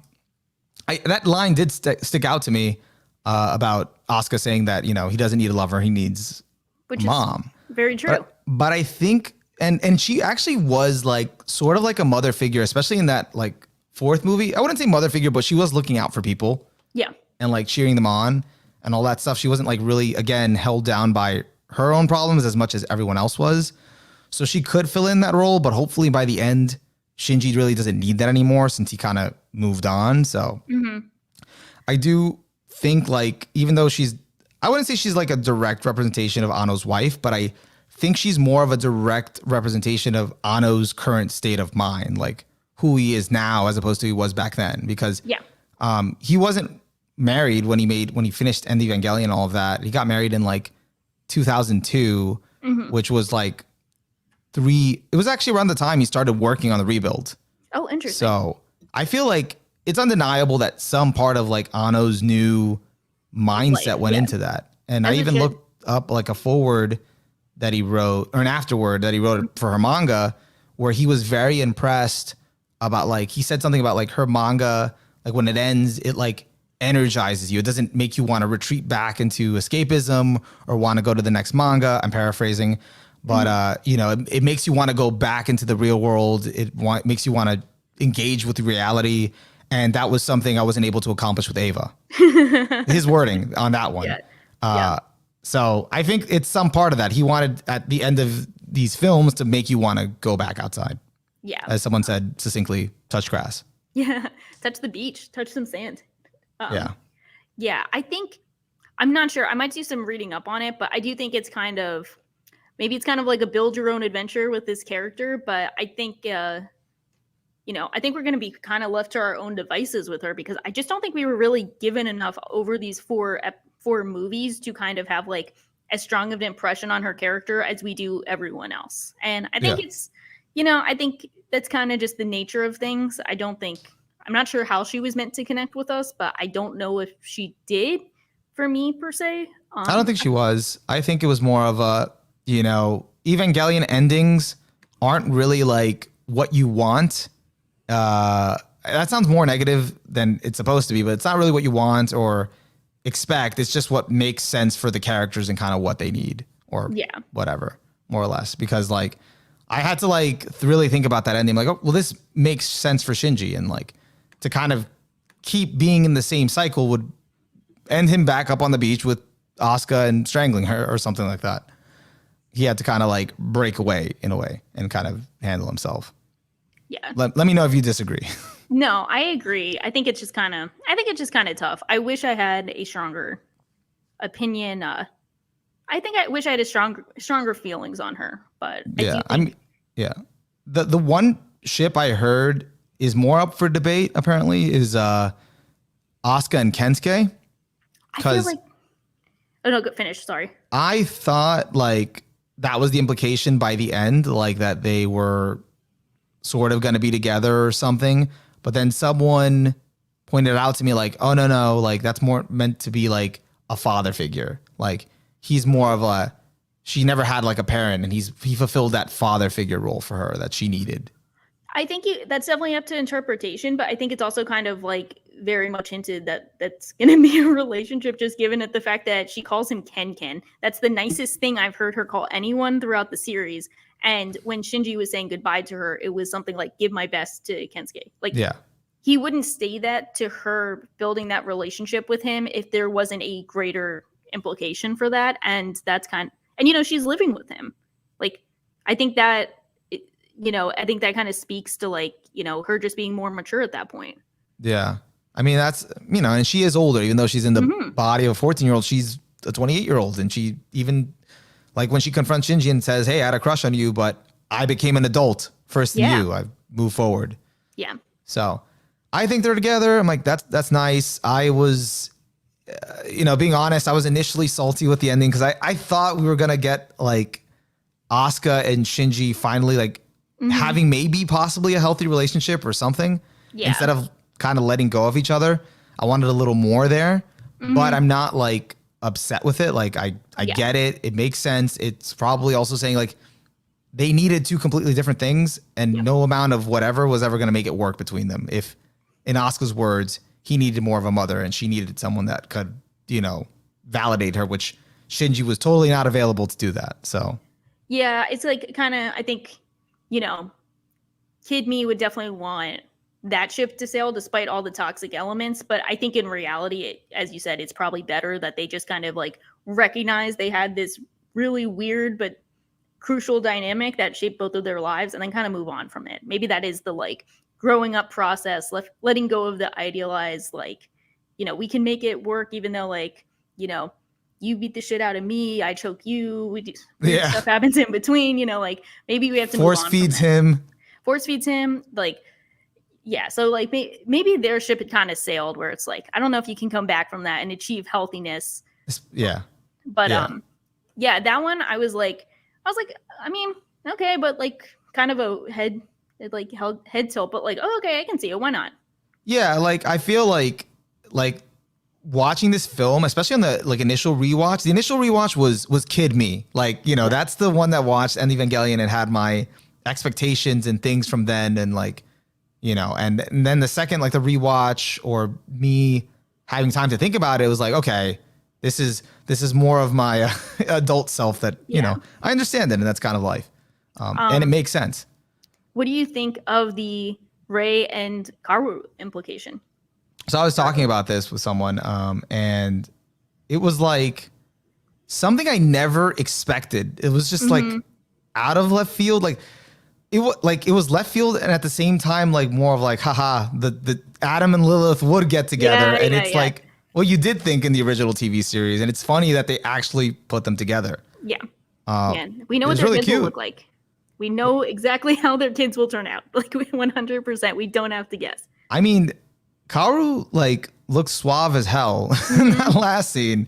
Yeah, they got the drip. It's like those eyes that he had been giving, Shinji the whole series, or at least the times he was on. I never thought they would be directed at a woman, and that's what we got.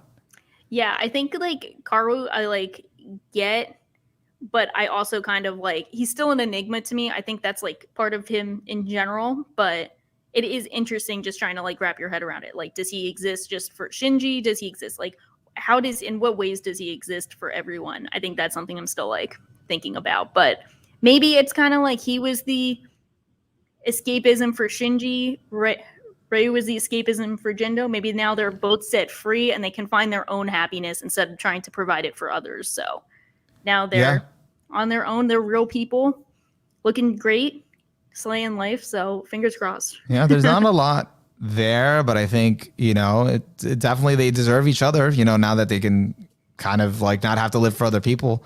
Because in the original, in the End of Evangelion, they said they were both the hope and what is it? They said there were two despair. Like things. What was that? Hope and despair. And no, they didn't say it in the original End of Evangelion. They said like Rei and Kaoru, I guess they said they were like the hope of humanity, or yeah, I think they were hope. Yeah, something like that. But yeah. I mean, yeah, there's not much to it. Kaoru still remained an enigma. They raised more questions in this one as to who he was. Yeah. Sort of when Kaoru said like the lines to Shinji, like, "Oh, I'm just like you." I didn't see it. I was like, I want to know more about how you're just like Shinji. But I think the difference between, say, like a Kaoru, I don't know why I struggle with his name, Kaoru Enigma and like Amari Enigma, is that I feel like they gave enough on Kaoru for me to speculate and think about and try and formulate theories. Kind of with Mari, but not as much. Like, a lot more bare bones. Definitely not as much. Definitely gave Kaoru a lot more. With Rei, I think we got enough Rei. And we did, and I'm glad we got more Rei. And it's funny because like in the original TV series, Anno has said like, quote, like he forgot about her after like episode 12. So that's probably why you feel like, you didn't really get Rei much in in the original TV series, because Anno didn't either. Yeah, that's like the funniest thing. I don't know if you saw this, but Ikuhara used to work on Eva, and he's like actually Ikuhara, the director of Utena Penguin Drum. He's like the inspiration for Kaoru. Like he is like the human inspiration for him. Oh, I didn't know that. Yeah, so if you want to know what Kaoru in real life is, Ikuhara apparently, and you can tell that Ikuhara is like swagged out, doesn't give a fuck, and he told Anno apparently when they were at the end, he's like, you need to betray the Rei fans, have her get married and have kids, like you need to betray them. I got excited. So, I read that. Yeah, so he gives no fucks. He's just like, destroy them all, and that's so funny. Destroy their feelings. Yeah. And so funny. I think that's why it happened that way at the end. Yeah, and so he got his wish. And so she ends up with his anime counterpoint. There you go. That's what he wanted all along. Funny. Yeah. But what was the last thing I said? In terms of Gendo, no, we were not talking about Gendo. We were talking about Rei and Kaoru, but we were And Mari, I guess. yeah, and Talking so about everyone. like I just wanted you know, and Shinji shoots back at Kaoru like you were also like my dad too, like that's why you wanted to pilot Eva, and I'm just like I'm not directly seeing it. I want to see it, but again, there's enough questions to sort of think about stuff. Although Kaji, I still think remains more or less an enigma as well. Yeah. And Yui too, the original Yui, but I did like at the end that she kind of came back to just give her son the push that he needed to just not sacrifice himself and live his life. So I'm like, yes, you finally did a motherly thing. Good mom. And I guess they don't totally count as the ship because they're together. We didn't see them at the end, but I love seeing Toji and the class rep. That made me so happy. I was like, love them in the original series. I'm so glad they got together, have a kid. They're super cute. That's ship of the show. Toji didn't lose a leg or anything this time. Did he lose a leg in the original? I forget. Yeah, he was in the Eva Unit 3. Yeah, I forget if they showed that. I feel like I saw it on Netflix the second time, so maybe I don't know, but that makes sense. Because Asuka was the one this time in Eva Unit 3, and that's possibly why she got the eye patch, aka contaminated by an angel. Yeah. And that's why she's mad at Shinji the whole 2 films, because he couldn't make a decision whether to save her or let her die. Yeah. And I did bring this up in my video. Weirdy 8 pointed out here. What I want to know is what the hell Fuyutsuki had to gain from all of this. You want to talk about Gendo trapping Rei? Nowhere near as bad as that old man got. Like literally, he was ready for instrumentality. And he was just like, let's do this. And then everyone gets their happy ending. And you're just like, what the hell happened to him? Oh, that's true. I forgot about that. I think he's gone. You know, just popped into LCL and you're just like. Forgot about him until now. Oh my God. Yeah, I guess he's not, maybe he's doing well somewhere. Yeah. Yeah. I hope he's happy. I hope you're happy, fam. He wanted to help Gendo. I guess that was it. Well, I guess did he want to see Yui? Did he just want to see Yui again? Like he wanted to see Yui again. Like his whole motivation was always Yui, but it was like through Gendo. Yeah, because I don't even think he liked Gendo. He's like, got to deal with this dude. Yeah, that's kind of it. You know, necessary evil. Now for the biggest question: how is Pen Pen doing? Well, we saw Pen Pen. Pen Pen had a family. He's vibing. Like he was supposed to be the last one, and he got laid. Yeah. He got the happiest ending of all. Emika pointed out the lines that Rei and Kaoru said in the movie were, "We are the hope, the people that may one day be able to understand each other." So there you go. That's what Rei and Kaoru were. Now they're a couple. Yeah. They no longer suffer through the hedgehog's dilemma. Yeah. Gustavo says, for me, characters like Fuyutsuki or Ritsuko got the shorter end of the stick in the Rebuild series. And then for me, Misato got the shortest.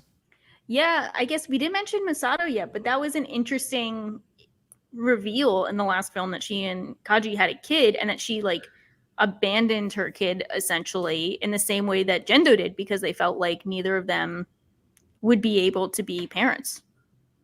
Yeah. I mean, I feel like she went out pretty good, like in a respectable way that she kind of sacrificed herself. And she said, like, this is my last thing I want to do, like, as your mother, even though her son doesn't know her. And I felt like that was like a cool, like the scene showed like a baby, like kind of crying. And I don't know, to me, I don't know if I'm correct. It was like a callback to End of Eva, where I think it shows the scene of Shinji like watching her and like Kaji having sex. And like there are some lines about her, like how she feels about herself as a woman, if she would not be a good mother or something like that. Yeah. And like here she, she ended up being like a good mother. Like everything she's doing is for that sense of being a good mother, like not just for her son, but also Shinji, who she felt a sense of like motherhood, like towards, which she brought back at the end when she said, like, I still technically have custody over him. And she was always like sad that she wasn't able to be there for him. Yeah, I think she was definitely able to help him a bit more in this film than she was in the past. So I think that was definitely handled well. I do agree with the sentiments, though, that I think her character was like I do think the character did not get as much additional content to make her, like, I don't think they gave her a lot more to work with. I think her character was still kind of great on its own in the original, but it would have been nice to see a bit more from her. For Masato. Same with Ritsuko, who is one of my favorites in the original series. I think she's really interesting and kind of underrated by the fans as a whole. I think she has a really interesting character arc and inner conflict. We didn't get like any of that in the rebuilds, but like, Yeah, like I had to actually look up like when she shot Gendo, and I was like, wait, do they have the same sexual relationship in this one, in this timeline, as in the original? And apparently there's nothing at all. There's no evidence of it in the rebuild. Yeah. The only theory is she cut her hair really short, from one movie to the next, which could mean, hey, she's moving on. Yeah. But besides that, not really. So, yeah. She didn't really get much of any development. But again, they weren't the most important characters. I mean, Misato, you could argue, was, but yeah, I'd say she's top like 4, maybe top 5. I don't know. It's tough to judge who are the most important. I mean, besides like, I'd say Shinji, Rei, and Asuka are the most important. Then it's like Gendo, and then Misato got I'd put her above. Oh, sorry. Go ahead. No, I was gonna say in terms of importance, I'd put her like 4th. But then I think these rebuild series are like, no, Gendo is more important. Yeah, exactly. I mean, like Misato got most of her material in relation to Kaji and kind of like her complicated feelings kind of toward him, which were kind of like in the background of this whole movie and were sort of in 3.0, like just kind of his death and kind of her carrying on his will and then them actually having a son. And, you know, but there wasn't much else because I think it was really trying to drive home towards that closure where, all she needed to do was sort of like finally being able to do something for someone, people she cares about. Yeah, definitely. It was kind of interesting to see how that played out full circle. I guess everyone is like, life is just kind of normal and like, she's not reborn. She's just kind of in the afterlife. And it's like only the characters who were like alive were alive at the end, which sounds kind of stupid, but like at the end of Evangelion, you're kind of like, I guess they might be waking up from instrumentality. I don't know, like who's really dead, who's not. Yeah. They're alive. Here. They're living in a new reality with, I think Ava's never existed. So, and that's what they made, right? Yeah. They ended the Avas. Yeah. Like that was the message we need to, which is great, which is both in a meta way and in the narrative that we need to move forward with from Evangelion. Like it just never existed, period, because that's what made everyone's lives miserable. And my interpretation is, as your interpretation was Rei is like the embodiment of escapism in the fantasy, my interpretation was the Ava is the embodiment of like the fantasy and like running away because like the umbilical cable, the womb, his mom literally being in the Ava Unit 1, Shinji wanting to go back into it and also getting his sense of worth from it. Like, I want to be useful. I can only be useful if I pilot the Ava. Same exact thing for Asuka. So that's so true. That's a good point to make too. I like that interpretation. No, but the Rei one was on point too. Maybe both of them. She is literally the inspiration for Ava. Both of them. She was in the Ava. They were both, together at that one point. Like she was stuck in the Ava. So one and the same. There you go. She's Yui. She's literally the Ava imaginary at the end. Yeah. That one, they're like, no, I'm this imaginary. I'm like, oh, my head. I have an interpretation for that of why it looks so weird. Like it was so uncanny valley. Yeah. And at first I was like, why? And then like on my rewatch, I'm like, I think it's supposed to look unsettling to like kick it up a notch from, the end of Evangelion because it's playing with that whole a simulation of reality, but you can tell something's off about it. Yeah. So, it's playing into that whole, you keep escaping into the fantasy, but it's never going to be completely real. It's artificial. Yeah. Yeah. I think that makes sense too. It was kind of weird with like the Rei head. I was like, Jesus, like I like jumped back for a second. I was like, what is this? Like, I know we want to do End of Ava, but like make it less scary. And I think that's definitely true that it was kind of like similar, but it's not the same. It was the Rei head, and then it was all the, I guess, Ava infinities or whatever they were. They all turned into I guess, Ray bodies without a head, and they were just walking. Yeah, that was weird. Yeah. That reminded me of like a lot of like backgrounds for other series where they don't have like they do the like fake outlines. Yeah. Markster says, I think while the series tried to fully develop the characters, the rebuilds were made with one main goal in mind, which is to tell the same story with Anno's newfound perspective. I mean, I agree with that, especially like because I was down on the rebuilds before this one. Like I didn't really care anymore. I was like, you know, whenever the fourth one comes out, whatever. Because I just started to feel like I liked the original message of the first TV series and the Evangelion, and I feel like this is just the same message repackaged. Yeah. But yeah. I think I'm kind of in a similar boat where I kind of would have rather I think it kind of like straddles the line between both of these, and I think it would have been more successful if it went either way. I think it should have either like completely committed to being a different series with the same characters, but like a different interpretation, maybe just like completely Anno, like his point of life, just like do it completely differently, or it should have gone even more meta. I think they should have even gone more about like how we're constantly reliving this story because everyone is constantly re-experiencing it. They're adding to the overall discussion of it. You know, these characters are, you know, kind of expanding on the whole like Asuka is 27 years old, stuck in a 14-year-old body because she's stuck as this 14-year-old character, constantly being re-experienced. Like if they went full in on that, I probably would have like loved them even more because Eva is such a like impactful series. It's a landmark. Like that's one of those series you really can go full meta on. Like you can have a series of Eva with meta commentary on itself. Like, but they did do that in the at the end. I think they could have gotten more. Like I think if this whole film was like the end part, like for all of it, instead of the like, you know, as we kind of talked about, not the filler fight, but you know, like a lot of the over the top fighting. Like I would have been down if they just went full meta with this film. Yeah, that's interesting that you say that because one of the criticisms that I saw, and I think actually Weirdy 8 here in the chat was telling me in my comments on my video that that's what like took him out of it. And I think maybe other people share the sentiment that Anno had to go so meta like at the end of like to get his message across and like reference the other film or the other, you know, the TV series in the films. Yeah. And it felt like more of him telling rather than showing and actually, you know, go ahead. I have some bad news for everyone who did not just rewatch the series in the past 24 hours like I did. Say it. They do that in the original. The end of Evangelion for the last like 10 minutes are them dead ass just saying the message of the series. And I'm okay with that because I mean, you know, I like it when they reiterate the point of the series through the natural progression. But Eva has always been a series where they're kind of literally telling you the point.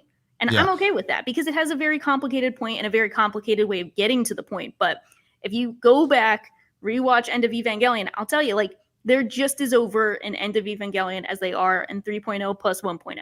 Especially in the last segment of the End of Evangelion. Although I would say End of Evangelion is a lot more of a visual film. It does play a lot more with imagery. But I think Anno in general has a tendency to lean towards preachiness. It's not always bad, but he leans toward, because I was watching the documentary for the making of this film that I mentioned to you. And he apparently in like one of the first drafts for the film, like where he showed his like staff members to watch it, one of the comments he got was like, it was too preachy. So he had to cut back on it. Yeah. So, and I'm totally fine with just how preachy it is because everything is so complicated around it. Like the visuals, the like actual message, like the way they get to the message, because they really show you the thought process of getting to that message through the dialogue with the characters. So I don't mind if they like drop the thesis statement at the end, but I do think if anyone is saying this movie is more telly than showy compared to the other ones, I do think that is a bit of a case of nostalgia bias because that's kind of how it's always been. Yeah. Yeah. No, and I agree with that because I wasn't bothered by it because to me that's the moment where he said Neon Genesis, the moment where they showed all those scenes, the moment where they commented all on stuff. I didn't think, oh, this is, you know, too meta. I'm like, this is tying everything back together. Anno is literally like, even in the scene where he's at the beach and it goes from like the full animation to the hand drawings to the story, like to the animatic. I'm like, This is him, referencing back to the TV ending. He's doubling down. Yeah, I love it. I love Yeah. that. And I think you could argue that Eva has always been a very meta series. I mean, End of Evangelion had like live footage of people in a movie theater watching the film. Like, Yeah. that's very meta. That's like this series kind of invented being meta, not invented, but Yeah. popularized being meta at like emotional climaxes. Like, Yeah. It would not feel like a true Eva experience if there wasn't a meta callback to everything and it like literally saying the title and then, as you said, doing a callback to the original TV series. I don't think it would feel complete if they didn't do that. Yeah. I mean, like, that's the part I was actually going to be really pissed about if they didn't do that.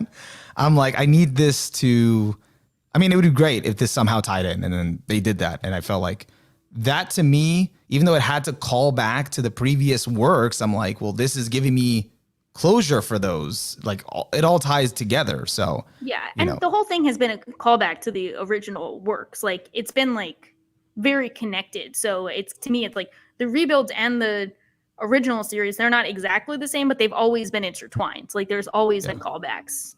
So I'm down with them going full callback. I would like more of it. I love when it goes full meta. So let's see. Let me just address some comments here. Weirdy had said, I think a way they could have made that work, I think this is in reference to the Ray thing, is or maybe this is just the ending, is do the opposite of the ending. Instead of anime characters in real life, do what Anno did with Cutie Honey and do real people in anime. Oh, I don't know if I would have liked that. I don't think I'd like that. I don't think so, because they're not real people, Yeah. Yeah. I mean, they did do it in that one stretch in End of Eva where they showed like the real Misato and the real Asuka. That's true. Could it bring them back? Bring these guys back. Yeah. They're visibly much older. Yeah. Emika says, I think the second one was my favorite. This is referring to 2.0. The third one made me so angry. I was happy with the last one. Yeah, I'm right there with you. Yeah, I mean, I could see it. I was really happy with 2.0 when Shinji, saved Rei. He did something. I was like, okay, things are changing. And then it's like 3.0. I was like, no, he didn't need to do this. He ruined everything. Yeah. I don't know. I would think this one is definitely my favorite of all of the 4 films, kind of by default, because I feel like this film justifies the existence of the Rebuild series, and it feels like a nice like send off not only to Rebuilds but the entire franchise. Like, I do think I definitely think, even with all my complaints for the middle section that we have, like, this one is definitely like the major takeaway from the series. I don't know if we're comparing it to the original. I don't think either of us. I think we're both on the same page that we like the original series more than the Rebuilds, but this is a great send off to the entire thing. Yeah, no, like, this wasn't, I came to the conclusion this wasn't trying to surpass it, nor did it need to. And that's the biggest thing out of this was closure. And what I loved about it more was it was closure for us, closure for Ava, closure for Anno, who, if it's hard to like not associate Ava with Anno on a personal level, or to like, when the man literally was trying to write himself out of depression, or kind of put a lot of himself into it. So it's like, and he had a lot of, he was very unsatisfied with it. So to finally see him kind of moving forward from it is great.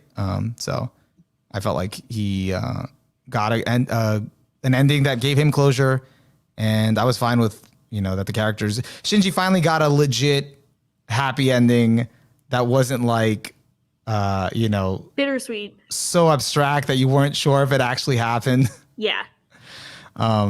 Which I was fine with too, but let's see. And then I agree with Class Fact here. What makes the Neon Genesis comment even more interesting is that it's not even part of the Japanese title. Yes, that is why I lost my mind. I wonder just how much of it is like that. See, everyone got a callback, even like the Western fans. Like, we got a shout out. Yeah, everyone. I was like, it was just awesome because I was like thinking about it. I'm like, Neon Genesis is, I'm pretty sure, the title that ADV came up with. Probably. Maybe it's an ADV shout out.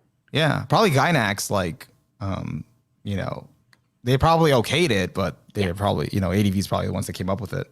Yeah. So I don't know. I think it was definitely a good film. I'm definitely satisfied with it. I'm glad that it's all over. I hope Evangelion I hope that there isn't a rebuild 2.0. 2.0 plus 3.0 plus 1.0. I mean, they did. I think they were taking a jab at that at the end with Mari's 8.0 plus 9.0 plus 10.0 plus 11.0. And then she's like, all right, bye. Thank you for what you did for me. Thanks. Bye. Yeah, that's like a funny, like, self-own with that one. Yeah, I think that's kind of wild. It's just kind of done now, in theory, like, hopefully. Yeah. Did you have like any other thoughts on it? Any other questions on the film? Any other reactions, or even thoughts on having rewatched kind of everything from the beginning, with the TV series? Yeah, I don't know. It was kind of cool to re-experience it because I think that, like, not too many of my opinions have changed, but I do feel a lot more positive on Misato more than before. I mean, I loved her in the first time around, but this time I really felt like she resonated with me more than ever. Maybe just me in my old age and her old age. But, I think, the older you get, the more you relate to Misato. But it was a nice refresher. I'm glad that I can honestly say I come away more positive on the entire cast. It's like reminding me of how I felt 6 years ago.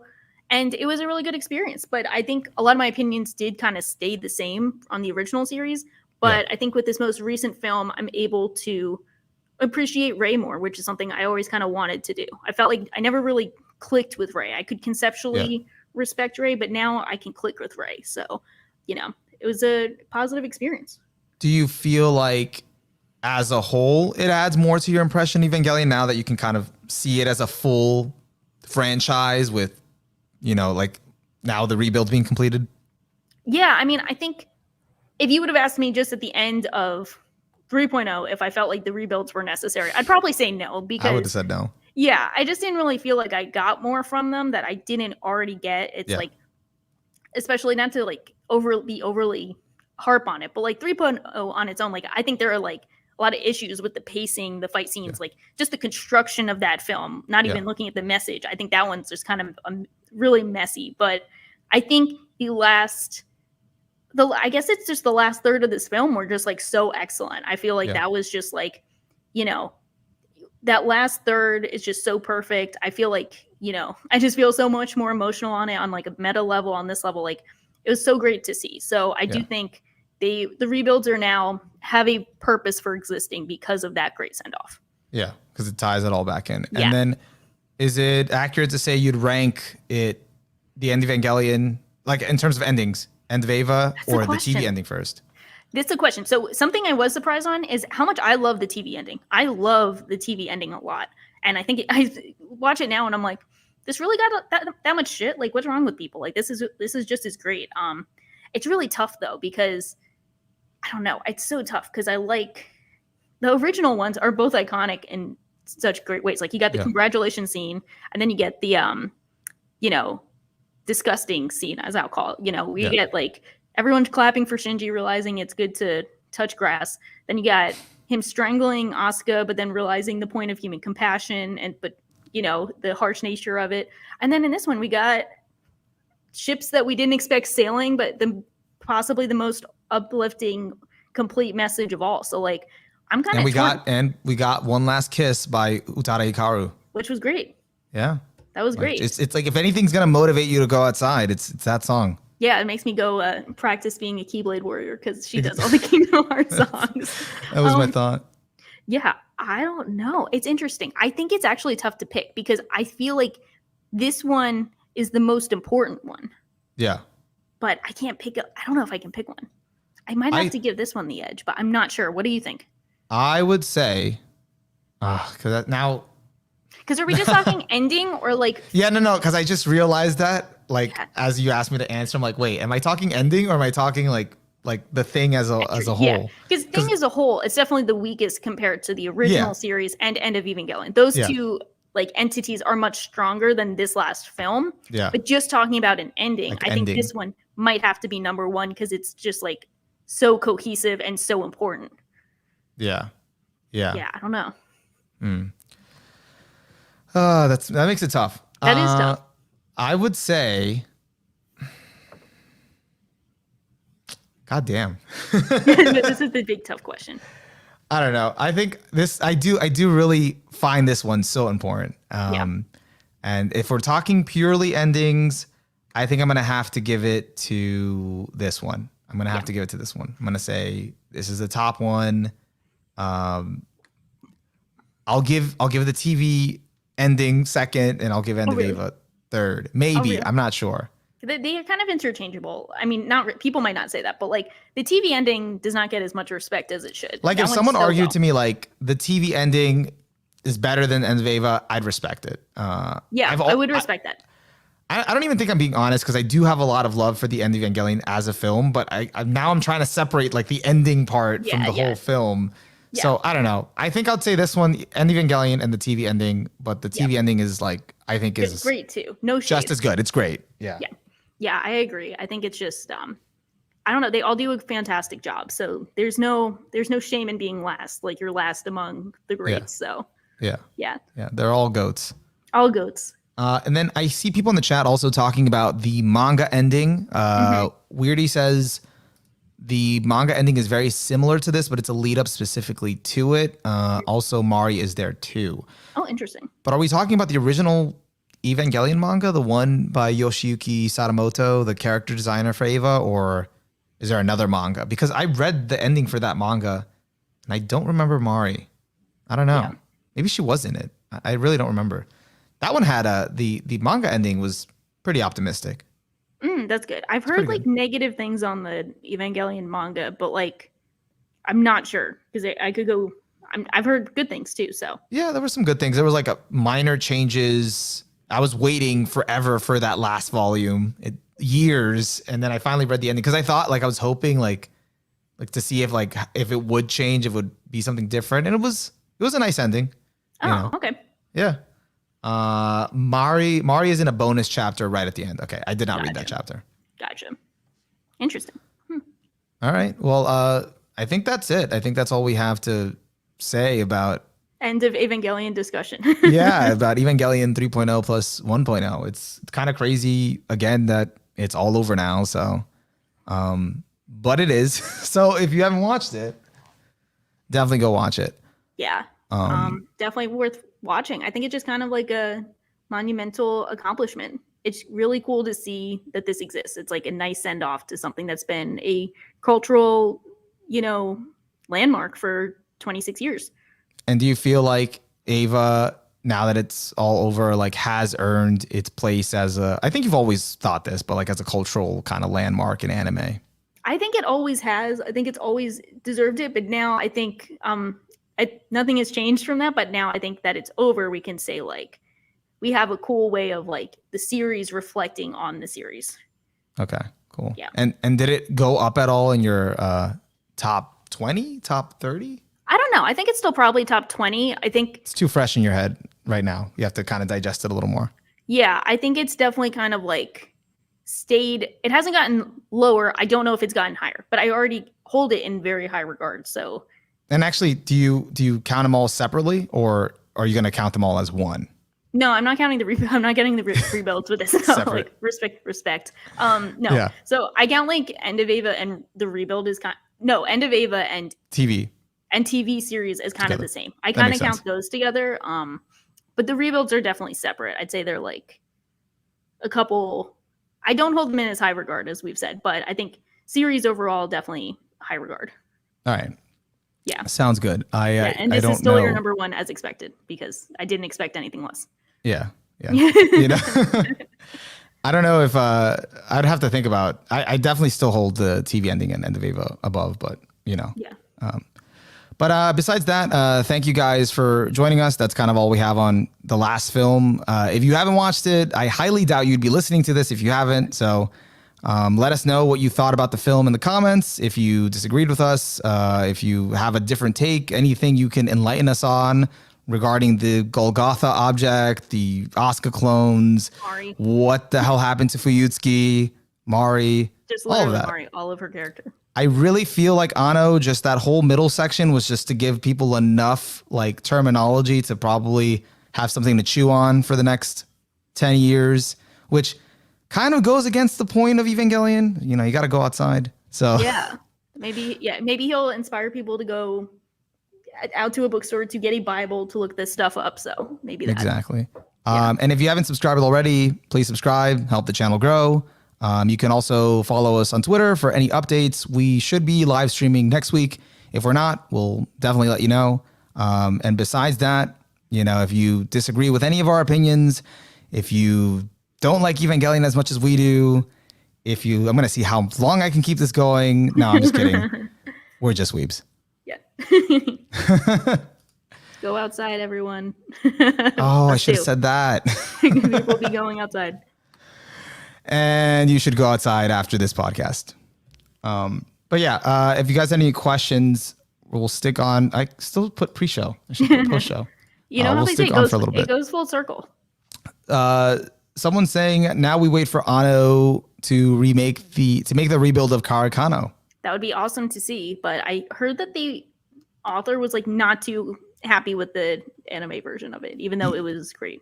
Yeah, I still haven't gotten around to watching it. I've heard great things, but you should check it out. It's like pretty fantastic? Didn't Anno leave halfway through the production of Karakano? Wasn't that the story? I don't know. There's a lot of mixed messages that I saw someone make a whole Twitter thread about it, and I bookmarked it, but I haven't read it, and I was saving that for another time, and then I didn't read it, and now it's lost in my bookmarks. So, all right, well, I gotta get around to it. Is it really as good as everyone says?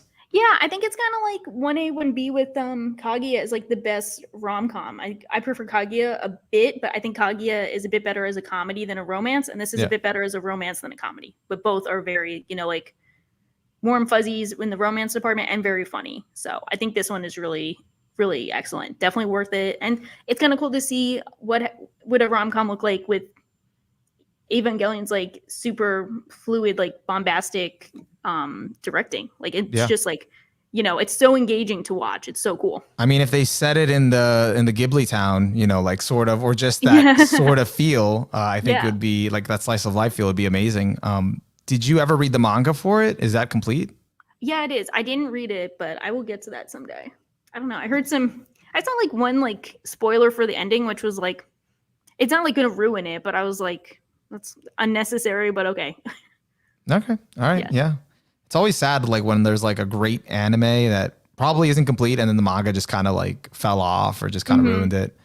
I've been hearing that recently about To Your Eternity. I don't know if you've watched that. I haven't. Ever since the first episode, I was maybe this is it. I stopped watching it and then my fiance just was binging it and then I'm okay, I'll watch it. And then I caught up, but I still keep hearing the manga at some point falls off a cliff. Yeah, that's what I've heard. And I'm just I don't want to get invested. Yeah, I don't want to deal with that. Yeah. Anno is great with directing in Karakano, even though the animation is fairly limited. Yeah. And there's actually Karakano music in 2.0. Interesting. Greg's Gadget says, "Goodbye, Ava. Thanks for the memories." Aw, that's awesome. Yeah. So Karakano does have music. There's Karakano music in 2.0? I had no idea. Was not that well versed on the soundtrack for it or for 2.0, but that's awesome to hear. Yeah. Let's see. I'd love that if they did another adaptation of it. Yeah. Also, side note, if anyone has any other questions, feel free to chime in. But what have you been watching recently, Sha? Anything cool? I don't know what's happened. Did we talk post me finishing Yumi Neko? Did we talk about that? Briefly, I finished but that. You said it was amazing. I hear you've been raving about it.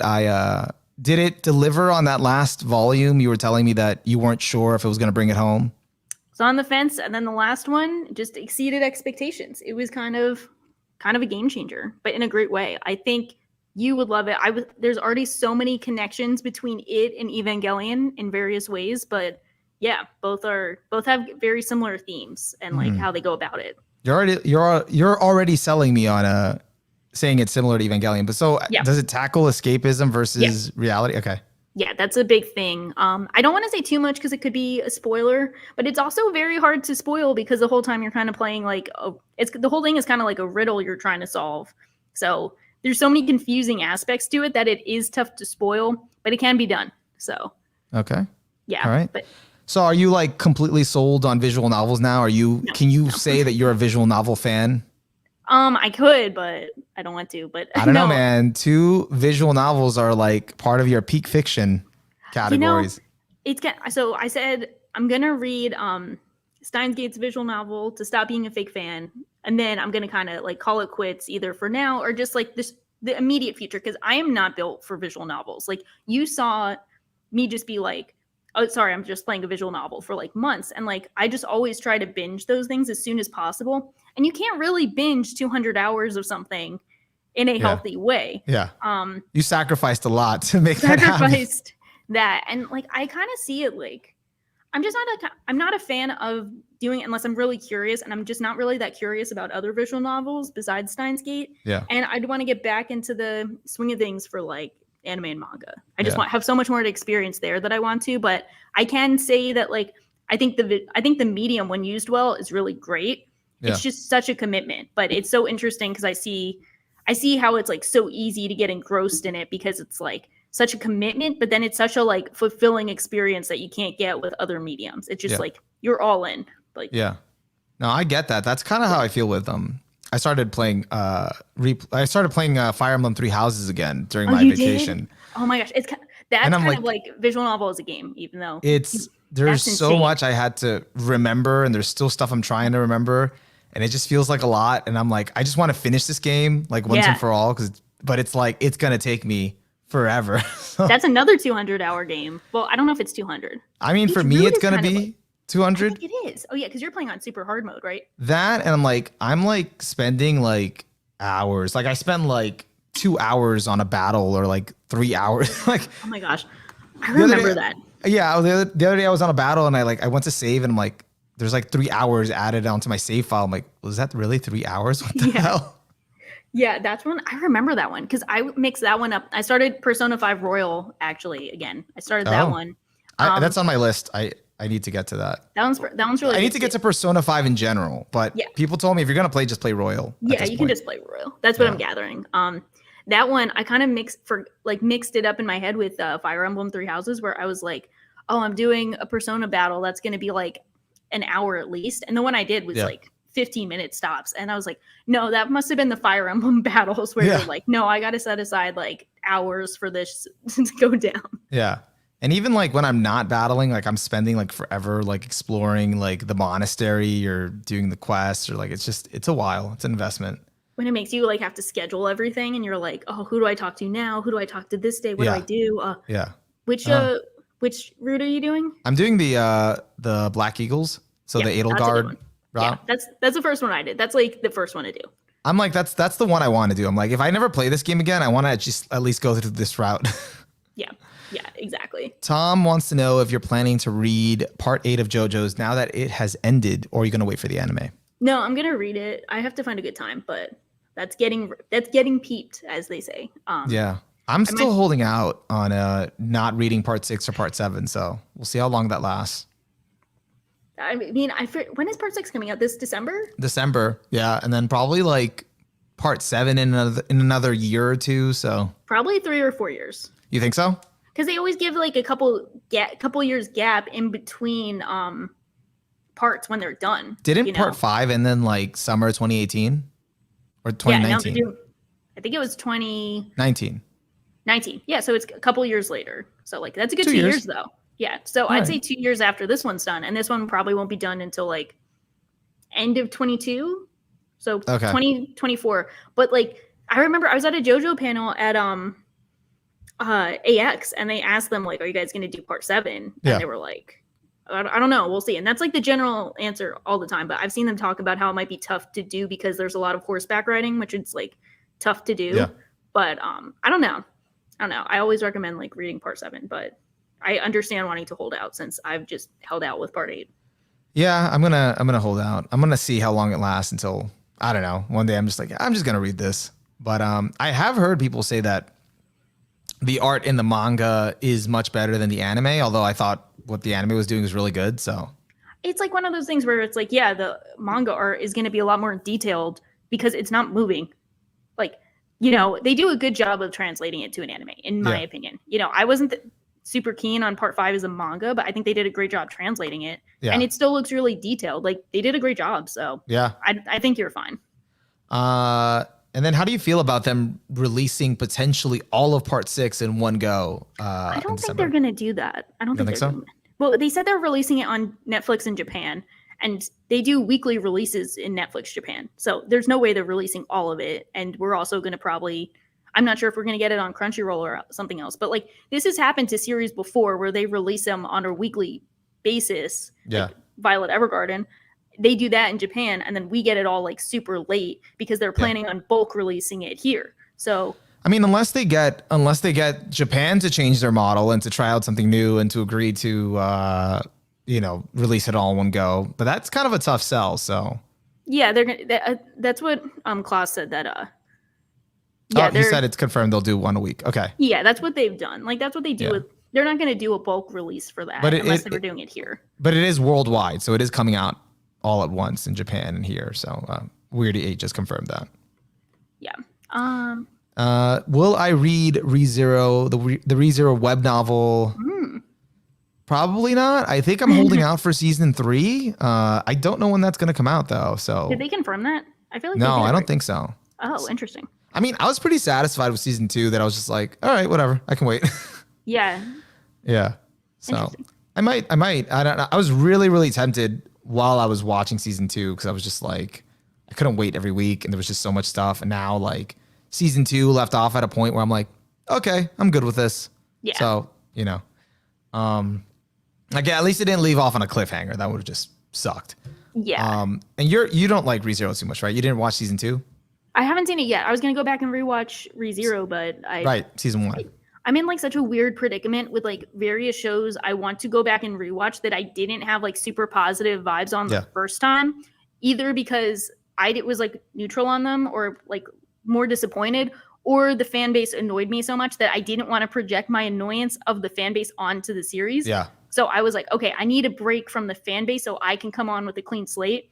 And the two that were most applicable to that were ReZero and Origairu.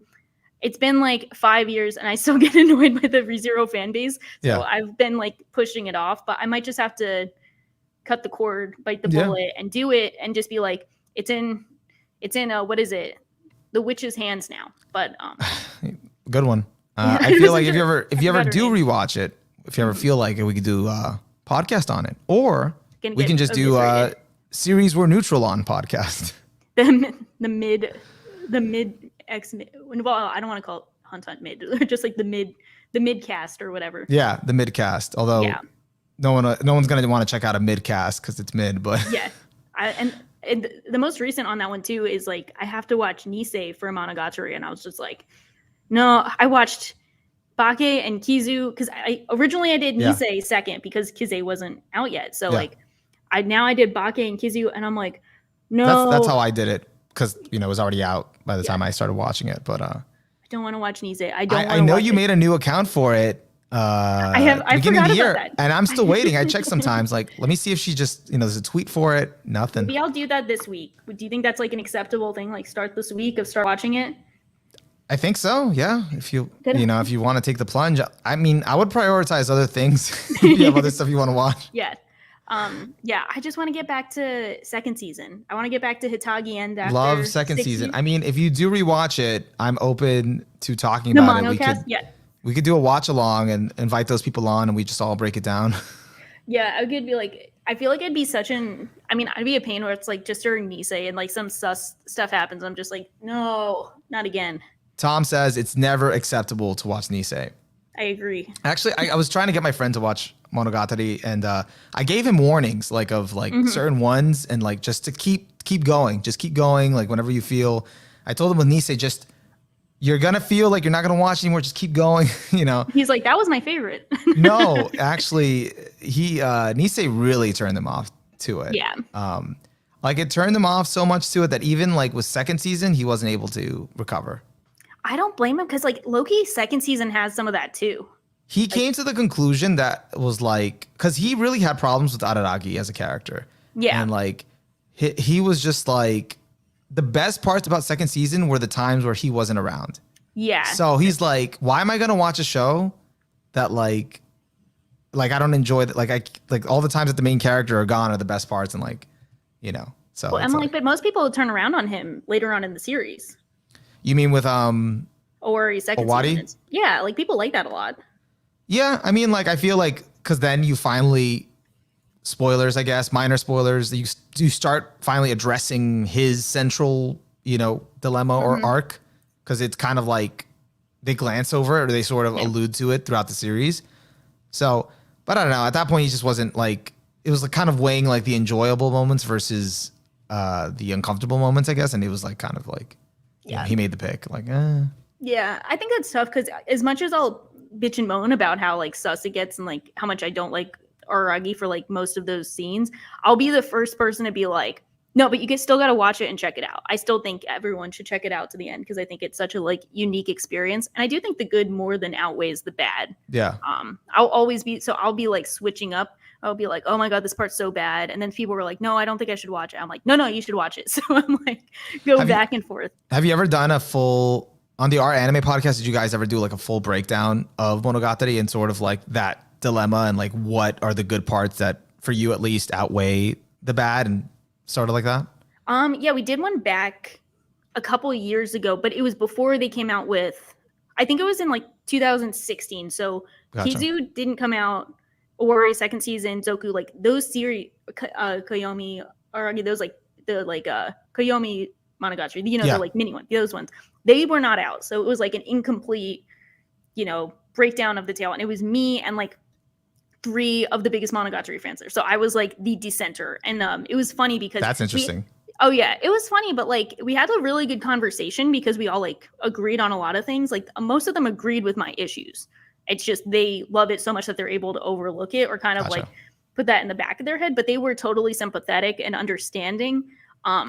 One of them was like, I think sometimes you go into like the copium with your series so much that you go like full copium, full escapism. Yeah. And one of them was like, Aragi is not actually a lolicon because he's not actually attracted to them. And I was like, we're not doing this. We're not rewriting the script. I mean, here. Like, I tried doing that early on because I just wanted to find, because like what the show was like sort of preaching and kind of saying wasn't matching up, with his actions. So I was like trying to do some high level apologetics, like trying to really like 200 like understand like, okay, where's the consistency here? Let me try to find, oh no, this is supposed to be like, like a commentary. They're only doing this to, but then like it just kept betraying me to the point that I couldn't reconcile it anymore. Like, I don't think there is a level of consistency here. I think one moment they're doing one thing and another moment he's doing another thing. It's like, okay.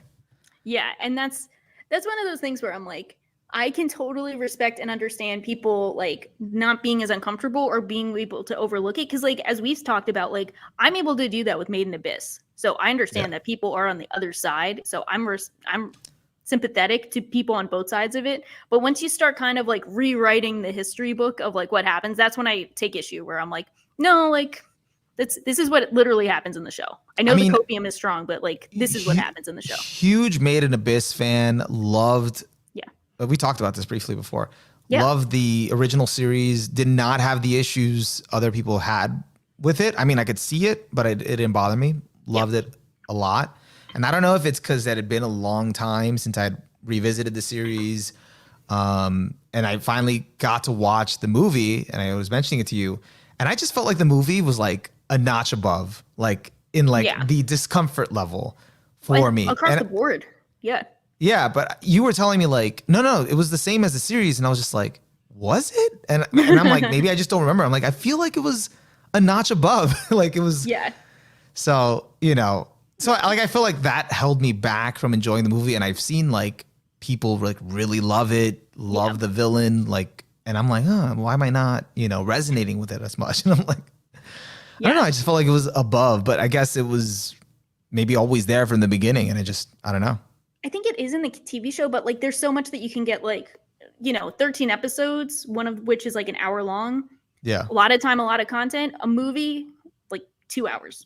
So like it stands out in your mind more. So I think like they still have the uncomfortable jokes in the TV series, but like maybe they stand out more. You're in one sitting, like seeing it all, like probably. You're like, That was like very weird. Maybe kids would act like that, but still weird. We didn't need that. We didn't need that dose of like potential reality. Like, I probably gotta watch it again, but the mix of everything at the time was like, and it could have been I wasn't in the mindset, but everything just felt so excruciating. Oh yeah. To watch, I'm like, I didn't need this. You're like, I didn't need any. I felt like my soul was just drained, like out of my body. I was like, I have realized with like when it comes to that stuff, it's just like how much copium can I take? Like how much copium can I dilute myself with? And it's like if the content exceeds the copium, that's when it's the problem. But I can copium through a lot. That sounds like a good topic. Yeah, how much copium can we take? Yeah. Instead of like talking, because like someone asked me like, what do you deal with like problematic media? And I was like, I don't like the term problematic. I saw that. You had a good response for that. I like that. Thank you. I tried because I don't like the word problematic because it's such a like umbrella phase that can mean literally anything without describing it. And like, it's not really helpful. Like, it's really easy. And I think I'm guilty of it too. To like get caught up in that. Like, I don't really throw the word around a lot, but I do like check myself a lot because like, you know, you want to be a good person and you want to represent things in the right light, but then it's easy to start thinking of like to turn off your brain, like, and not really like analyze it closely and just kind of label it as, oh, it's just problematic.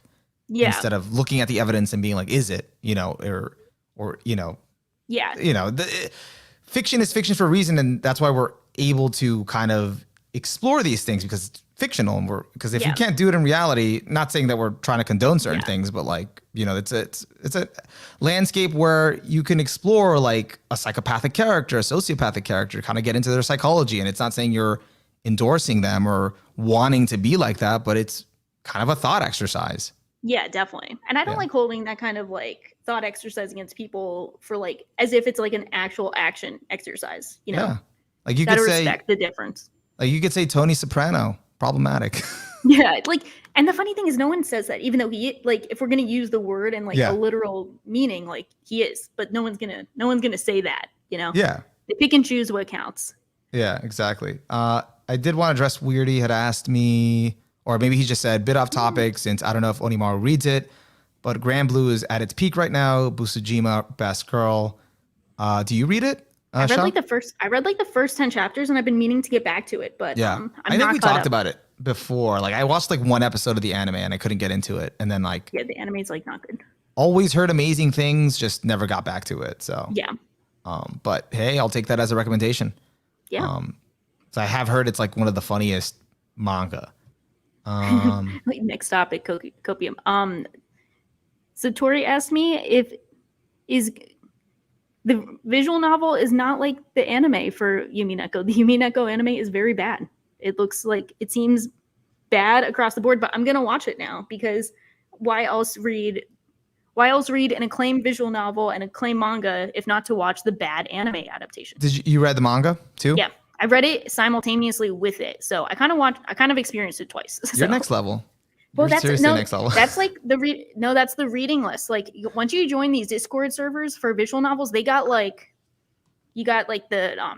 reading list. You got a whole like group of people who are ready to help you. They're really great, really nice, great people. Like they're just ready for you to have a great experience. But then it's like, here, if you should like read the manga this time, when should you do it? They just don't add a timestamp next to the recommendations. Like, here, ready to have a great experience. By the way, this is 300 hours. Oh no, I had a whole breakdown of like how many chapters and roughly how long each chapter was, so I could plan ahead. It was impressive. So you knew you were getting into 300 hours of. Okay, so I did not anticipate, they were like shorter than how I took because it was like 200 hours, but then I kind of like, you know, I'd take a screenshot and then I'd like post it in Discord and then like go on Twitter or something. So I just kept procrastinating in between chapters, but so it took longer, which makes me feel dumb. Speaking of made in abyss, biggest realization from watching Hunter x Hunter recently is Liza and Jing need to duke it out for the title of Deadbeat Parent Inspiring Adventure. That's so true.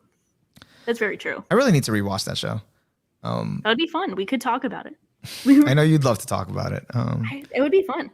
I recently was talking to my friend about Chimera Ant, and he has a lot of issues with the pacing. I remember that guy. Is this the same one who doesn't like Nisei?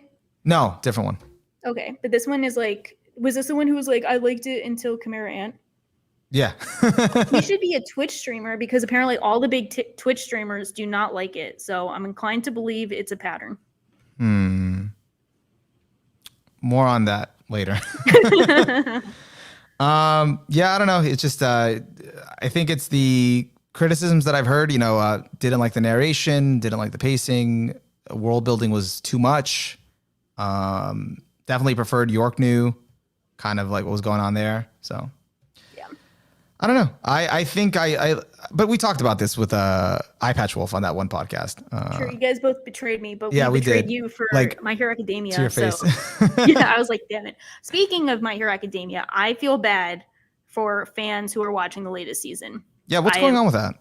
It looks not good. It looks like they're messing up My Villain Academia. But I heard it's not that the studio's doing it on purpose, though. That's what, Yeah, but like fans are treating it that way. That's kind of dumb, which, like, no offense if you thought that, but like that's kind of dumb. They're not messing it up on purpose to spite you. Like, they're not doing that. They're just like overworked and tired. Like, I never thought that was a possibility. But you saw the one clip that's like the original sketch that they wanted to do, which was like super ambitious, and then the end game, because the final product, because they couldn't like make it work in such a short time frame. But the original one looks amazing. I feel so bad. I feel bad for the studio, the workers, everyone involved, and the fans. Yeah, I get it. Like, I get why people are mad, but now I got to think about it from, again, the studio's perspective. It's just like at this point, I don't know. Like, I like great animation, but at some points, like, the fact that you just get a story, I can kind of overlook. As long as you get a full story, I can overlook limited animation or not super impressive animation, because then you got like something like Ava 3.0 plus 1.0 where we're like, they had these visually flashy kind of set pieces of battle scenes that didn't do it for us. But I think I could be comparing two completely different things, but yeah. Yeah, I'm not sure because I haven't seen it, so I'm just shot in the dark. But I think I've heard like lackluster things about the adaptation, just with them like moving stuff around, and it just seems like I did hear about that. Yeah, I just feel bad because I don't think any series should have its resources squandered when it's at the best part, or like the most anticipated, fans most excited best part. So like I feel bad that people were probably looking forward to this for so long. They love this in the manga. Oh, so you're on the fan side. I'm on the fan side. I'm normally not on the fan side, but I want to express solidarity for once. I'm supporting My Hero Academia fans doing the impossible because I feel bad for them. You got to tread carefully because some fans can take it too extreme. Yeah, I do think, the fact that the fans thought it was plausible that the studio was spiting them because the fan base has a tendency to be really bad is actually kind of funny and like revealing. But I feel bad for the fans who were just like looking forward to this and it's not as good as they thought. I love My Villain Academia and the arc after it. I think one of the best arc or two arcs in My Hero Academia. But since I switched to the manga and I haven't really, I fell off completely off season 5. I'm just like, okay. Yeah. So, but I get it. Like, especially for those that have wanted to stick with the anime and really experience it, it does suck, but like, then what's the solution though? If these workers are overworked and... Well, I think what people are really mad about that we haven't brought up is that they're making another filler movie, and all of the good resources and animators are going towards that so they can make money off of the filler movies and not the original TV series. I think that's the main point. But is that confirmed? I read like that might be speculation, or maybe like it's part of it, but not completely the full story. I'm not sure. I think people are putting 2 and 2 together based on some of the clips they've seen from the movie, which look kind of ridiculous in a good way. And they look at the staff names. I think that's what they're commenting on. But I did hear that they did switch the order of certain arcs to accommodate like the lead into the movie, like to be a smoother lead into the movie, but then it sacrifices the next arc of the actual story. Yeah, I don't know. I'm not super involved, but this was like I might have found a new popular series to beef with instead of My Hero Academia. So it might be say it's the end of My Hero Academia rivalry. There you go. End of my Villain Academia. Yeah. Tom says the most important scene was a still shot, poorly drawn, feels bad. Yeah. And we still get called entitled. I think that's a bigger issue is that people are like, there seems to be this kind of discourse that I don't like. That's like, if your adaptation is not Berserk 2016 or Tokyo Ghoul, you're not allowed to complain about it. And I think that's a really stupid sentiment that like, if there's something wrong with an adaptation and it's still passable but not great, that like you can't complain about it. When I think you can criticize or complain about anything, I kind of make a, I love complaining about stuff, but I mean, like, I think it's totally fair to be like, hey, this is what I got attached to the series for, and they're not executing this well. Gotcha. Weirdy says it's just really ironic that they put so much energy to making joint training watchable, the arc, but the most anticipated arc of the season is the one they're struggling to put together. Yeah, I mean, that could sucks. be poor planning, could be the resources. I mean, I get it. I feel like that's something I've thought about to myself. Like, okay, if you get everyone to not complain anymore, right? And then they, everyone's kind of behaved and kind of takes whatever they get. Then if people don't complain, how will you ever get a good product, too? Because then you'll just do whatever you want, Yeah. Same thing like when there's no competition, you could exactly. just kind of dictate the market, kind of control the market and do whatever you want because there's no alternative. Exactly. You can just do whatever you want. Yeah. So I think there needs to be some level of complaints. They just don't need to do death threats. Yeah. Just don't go full death threat and then you're fine. Yeah. Like the class pack says, like the Promised Neverland season 2. See, that's like one of those things where it's like so awful that everyone recognizes it. But sometimes it's like that gray area where it's passable, but no one's going to be like, yeah, this is the best thing of the year, But I feel like My Hero Academia just always has some drama attached to it. But I think it's just the curse of being the it shonen, because shonen just gets so much visibility among such a large audience that I feel like. I don't know though, because we see that with like, I'm not saying other fandoms aren't toxic, because like we've definitely seen that a bit, but like we don't see the same kind of issues with like, I'm not sure. I don't know. Every fandom has their bad eggs. It's just weird that like, I think maybe the My Hero Academia fandom is really just kind of too big for its own good. Like it's just too many people in it, too many people whose bad actions get associated with it. Like, there's just too many people in it. So it's kind of like, it's easy to group them all as bad when there's just so many. Yeah. And too many people that also like are expecting something else, but not like paying close attention to what the story actually is and then getting mad when the story like. Yeah. And you see a lot with the shipping. Like the shipping is kind of weird how people are like, I got into the series for this ship, which was frankly never going to happen. Yeah. But then they get upset when it doesn't happen, when like it was never promised to happen. Yeah. Yeah. I mean, yeah. And that is a separate topic though from, what is currently going on, which is the studio itself not delivering on the story. So, yeah. But hopefully it pans out. I think it's kind of like if they have already kind of started ruining it, I don't know, but because that is like some pivotal setup for the rest. Spence just said, I just find adaptations hard in general. Expectations for good manga are difficult to deliver, and the production pipelines for anime in general is poor. Yeah. Yeah, it's a tough situation all around. And I do agree with the sentiment that I think My Hero Academia is a victim of its own hype. I think it is not even just looking at the fans. I think the fact that the series is so profitable as those films means that they're going to just milk these filler films and put all the resources into that to make more money over like the original content. Yeah. Which I think is sad. I think that's sad to see. Yeah. And I think like My Hero Academia, like the problem with how it got so hyped, I could be wrong. It could be like the action set pieces earlier on, but it could also be like it resonated so much with certain people that kind of like hyped it up because of how much it resonated with them, but other people that joined into that audience, it doesn't resonate with them in that way. And they're actually just watching for the action. But that is a different topic from this arc being really good, because it is confirmed that this arc is good.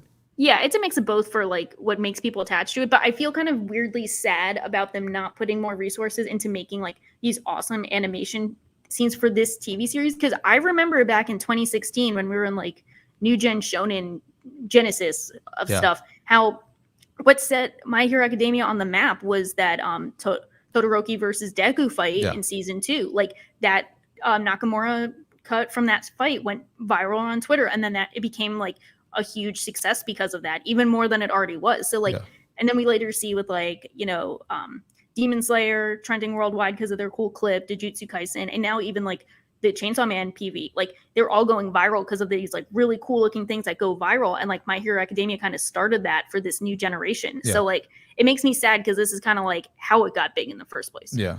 No, that totally makes sense. That's valid. And actually, one of the things I heard a long time ago, I don't know how true it is. It probably is that when Naruto was still airing, that like the longer anime series runs, like hundreds of episodes, the lower the actual budget and production is. Like the more high quality series are the shorter ones, and then for the longer ones, they learn how to cut corners, much more corners because they need to.